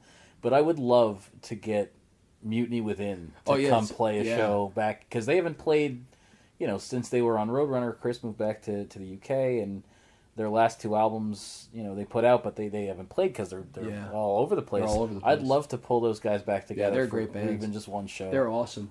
When their drummer left, I was going to audition for them. I had been in contact with them, but then Will Killmore was running hard, and I was literally like, if I audition and I get this gig, I'm going to have to go and leave and be with them, because they blew up. Yeah. I remember they got real fucking big. So then I like made the decision after Bill left. I was like, I listened to the songs, I started rehearsing them, and then I was like, no. Like Will Killmore's my baby. I'm not going to leave it. I don't want to abandon ship just yet. And in retrospect, I'm like, man, maybe I should have did that, because they were fucking hot. But yeah, that would be a good band. Yeah, like so. Yeah, right. So if you won the lotto, you could literally get any band. Like So fuck like local bands. I would still want to get local.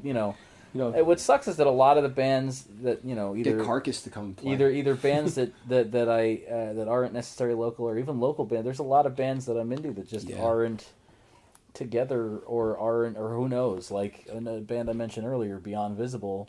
I'm hoping to get Tom on the show at some point, and maybe I can find out what the story is, if they're even still together. If they're even together. They said they were taking a break for a few months, and that was like 3 years ago. Yeah, and right. Tom's in another band, and Dean's running a real estate company, and Yeah, but they're still on break. Well, never say never. That's the big thing everyone always says. Never say never.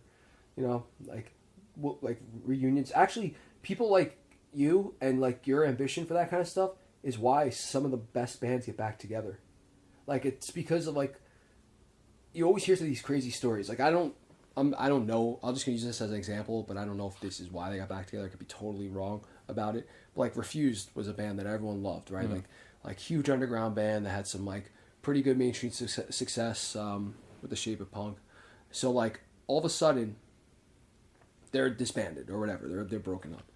Then it took like one dude to like want to do something, to throw some kind of show, to do something and have them come back together, and then that in turn got the ball rolling. Like even the Guns N' Roses reunion, it took one of their old school like first starting out dudes to like who was there from the beginning to get them to like kind of get in the room together. Yeah.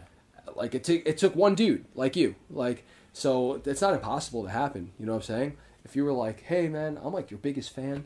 I think this is a perfect opportunity. I know of a venue.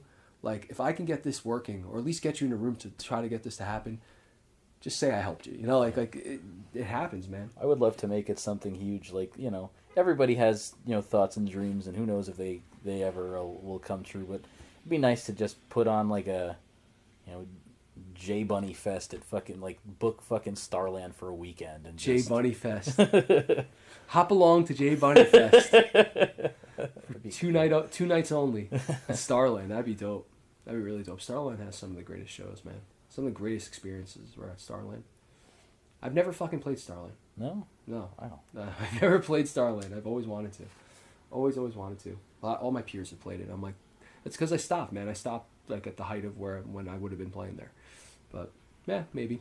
Maybe one day. Yeah, well, I think that's it for the questions I wrote. But before we go, is there anything else you want to say? Any parting words? Anything else? Any stories we didn't get to that you wanted to tell? Oh, there's so many stories. But like this been going. How long have we been going? Like 2 hours. 2 hours and 14 minutes according to the talk. recorder. I like to talk. I actually told my girlfriend that. I was like, I'll just keep going until that fucking recorder just burns out on him. I mean, no, I love to travel, right? Like I went to Sweden twice. Like that was one of the coolest experiences of my life was being able to go there, and then again through the In Flames connection, like was able to go on stage in Germany in front of fucking 20,000 screaming Germans. They were all chanting my name. The video's on YouTube. Oh wow! It was right before one of their songs, like Anders like give it up for I think it was like Ghost. So everyone said, yeah, give it up for Trivium. Yeah, they're just chanting the band name. They're like, give it up for Charles. And they're like, Charles. That was the coolest experience of my life, like hands down. And the funny thing is, like right before that happened, you know, I'm always used to being on the side of the stage, you know, usually drinking a beer or something, just rocking out. Like most people, when you see them on the side of the stage, they're pretty like fucking calm, right? Yeah. Like if it's my dudes, you know, if they're my friends and it's a band I like, I don't give a fuck. As long as I'm within my little section, not flailing my arms and disturbing the crew, I'm gonna rock out, you know. So I'm always going nuts for them. But Biffin, anyone who's in the industry probably knows Biffin. Biffin's the man. So all of a sudden, Biffin comes over to me. He goes, "You thirsty?" I was like, "Yeah, we're in fucking Germany. I'm hoping I'm gonna get a big German beer, you know." He hands me a cup. It looks like water. I was like, "Oh well, thank you. You know, thank you for the water. I probably should hydrate after drinking all this German beer for a week." And so I go to like swig it. I'm like, oh shit, this is like vodka or some, this is some crazy shit that he just put in some Swedish like medicine. I don't know what's in there, so I just down it, and then like I start getting warm, and then he just comes back over. He just whispers in my ear, "I hope you're ready to go on stage now." I go, "What?" And then he literally just pulls. He's like, then my girlfriend, I guess my ex-fiance, girlfriend at the time, was like, she had known about it. Like she had been talking to them. Like they were gonna pull me out on stage in front of all the fucking Germans and stuff. And so she's like, "Grab your camera." Like I was like, "What? What's going on?" And they pull me out on stage, and I'm like on like the ego box with fucking Anders like screaming, and like, you know, there's all these fans, and that was like the coolest experience of my life. Like I don't know, that's not like a parting word thing, but I just figured I want to tell that story because anyone who hasn't checked it out, if they dig deep in YouTube and search, I think like Charles Corletta In Flames or Charles Corletta like In Flames Germany, I think it pops up. That was like the coolest moment of my life. I was like, well, I never played Whack in open air. I never played the big festivals. That's as close as I think I'm going to get right now. Yeah. And that was pretty fucking dope. I was so appreciative of that moment. I would just say parting words is same thing as you.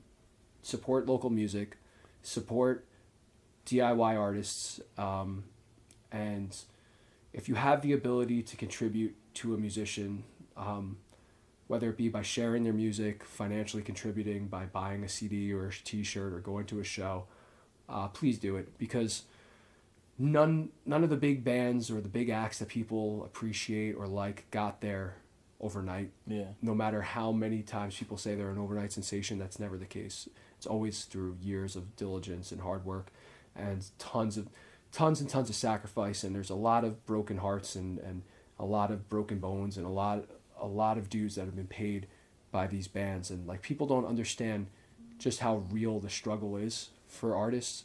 And like we kind of dove into a little bit of my personal shit, you know, for a minute about like a band could like trying to live out your dream and trying to like make the most out of your situation could cause you to go down a road that is really hurtful and like really like messes with your personal and emotional state. But you're doing it and you're making that sacrifice and you're willing to let yourself go through that crap where most normal people wouldn't. But you're willing to do that because you're trying to achieve like a seemingly impossible goal. Yeah. But at the end of the day, like I always posting these like positive videos, these motivational videos on Facebook and stuff. I tell people and I tell myself this every day that never take anything for life and for granted. Always wake up appreciative of what you have, and if you don't have something that you want, don't make excuses as to why you can't have it. Go and work and get it, because I don't believe that anything's impossible for anyone. Like, I think anyone can achieve a dream and can get to a level that they're happy with and live out their dreams, but they have to put in the time and the work. You could talk about it all you want, and if you don't really put in the steps to get there, that's not going to happen. The only thing that separates the normal person from like the celebrities and the superstars is how much are you willing to do for that love, for that passion. Yeah. And so people don't understand how much it takes out of you. So the more support that we can get from the general public, I think the better off it will be for us, and hopefully we can like nurture and grow some new stars and some new amazing talent through all that. Yeah, I mean, that's why I do this, honestly. I don't think I tried putting a band together in high school and it didn't work, and I don't play anything. I was gonna sing, and it kind of fell apart before it started. Yeah. And at this point, you know, kids and all that other shit, like I just don't. I'm never gonna get there, but at least I can try and get other people there. Yeah, you still support and you help and you have a passion for it, you know. And if you wanted to do it, like your priority, that's where your priorities are, your children, your family, you know. Like, and that's the other thing I always tell people is like, it's okay to let your priorities change. Like, don't feel that you're a failure. Like, don't hold on to something just because you feel like you have to. If your gut's telling you like you took this to the end of the road and there's nothing much more you think that you can do with it based on how life's presenting itself to you, and you feel like you need to reprioritize things, then fucking do it, you know? Like, it doesn't mean you can't come back and revisit it. Like, that's what I did. I stepped away from things. I like reorganized my thoughts, prioritized things differently. My main focus wasn't what it was, and now it brought me full circle. You know, and there's nothing wrong with that. Like, people hold on to things for too long for the wrong reasons. Sometimes you have to be willing to let things go and kind of like take the leap of faith and see where you end up in a year or two later. Just kind of, but again, like, it's, if you want to start a band, dude, you can fucking start a band tomorrow, you know? But the fact that you still have a love and a passion for it, like, helps tremendously. Like, this is cool and dope. I was glad that we had time to do this today. You know? Yeah. Well, thanks for having me over to do it, man. And hopefully it's not too long before you see the Silencer on a stage. Yeah, I hope so. Well, you'll at least see it on a freaking computer or TV screen soon enough. All right, thanks, Charlie. No problem.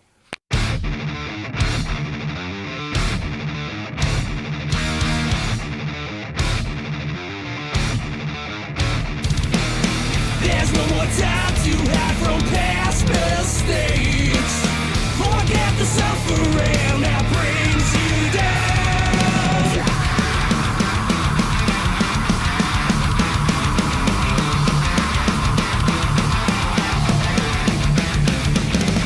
I look up to the skies, the size of life. I feel the conflict changing. Now I will sorrow coming out inside. My newfound world is here. You can't escape from this rusted cage. So bright.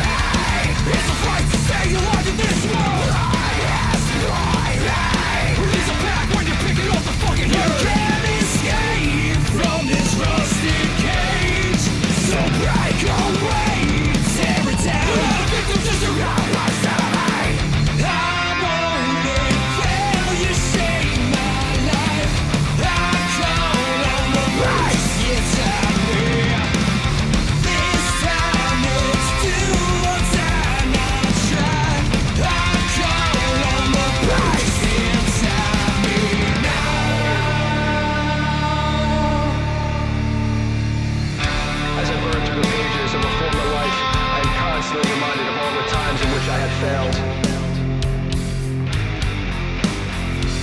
But no longer will I be subjugated by the torment which haunts me due to my own self-infliction.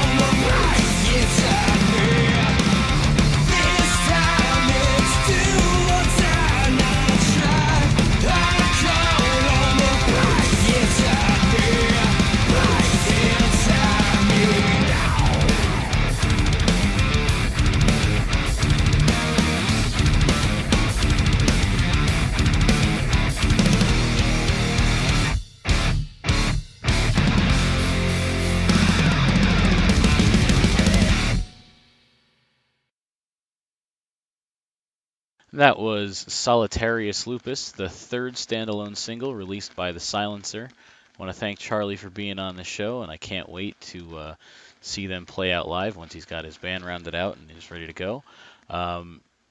You guys, in the meantime, you can contribute to the GoFundMe that he has going to sort of, as he said, offset his costs for the music video he's shooting and the tracks that he's produced at gofundme.com/thesilencer. You can also buy his previous 3 releases, Solitarius Lupus, the Discovery of the Lost Cause, and In Waiting. You can get all of those on his Bandcamp page, which is thesilencermusic.bandcamp.com. And they may or may not be on Amazon. I haven't checked that recently, but you can also get the song that he recorded for the We're the Fugawis show on the History Channel. That is available on Amazon. I know that for sure. And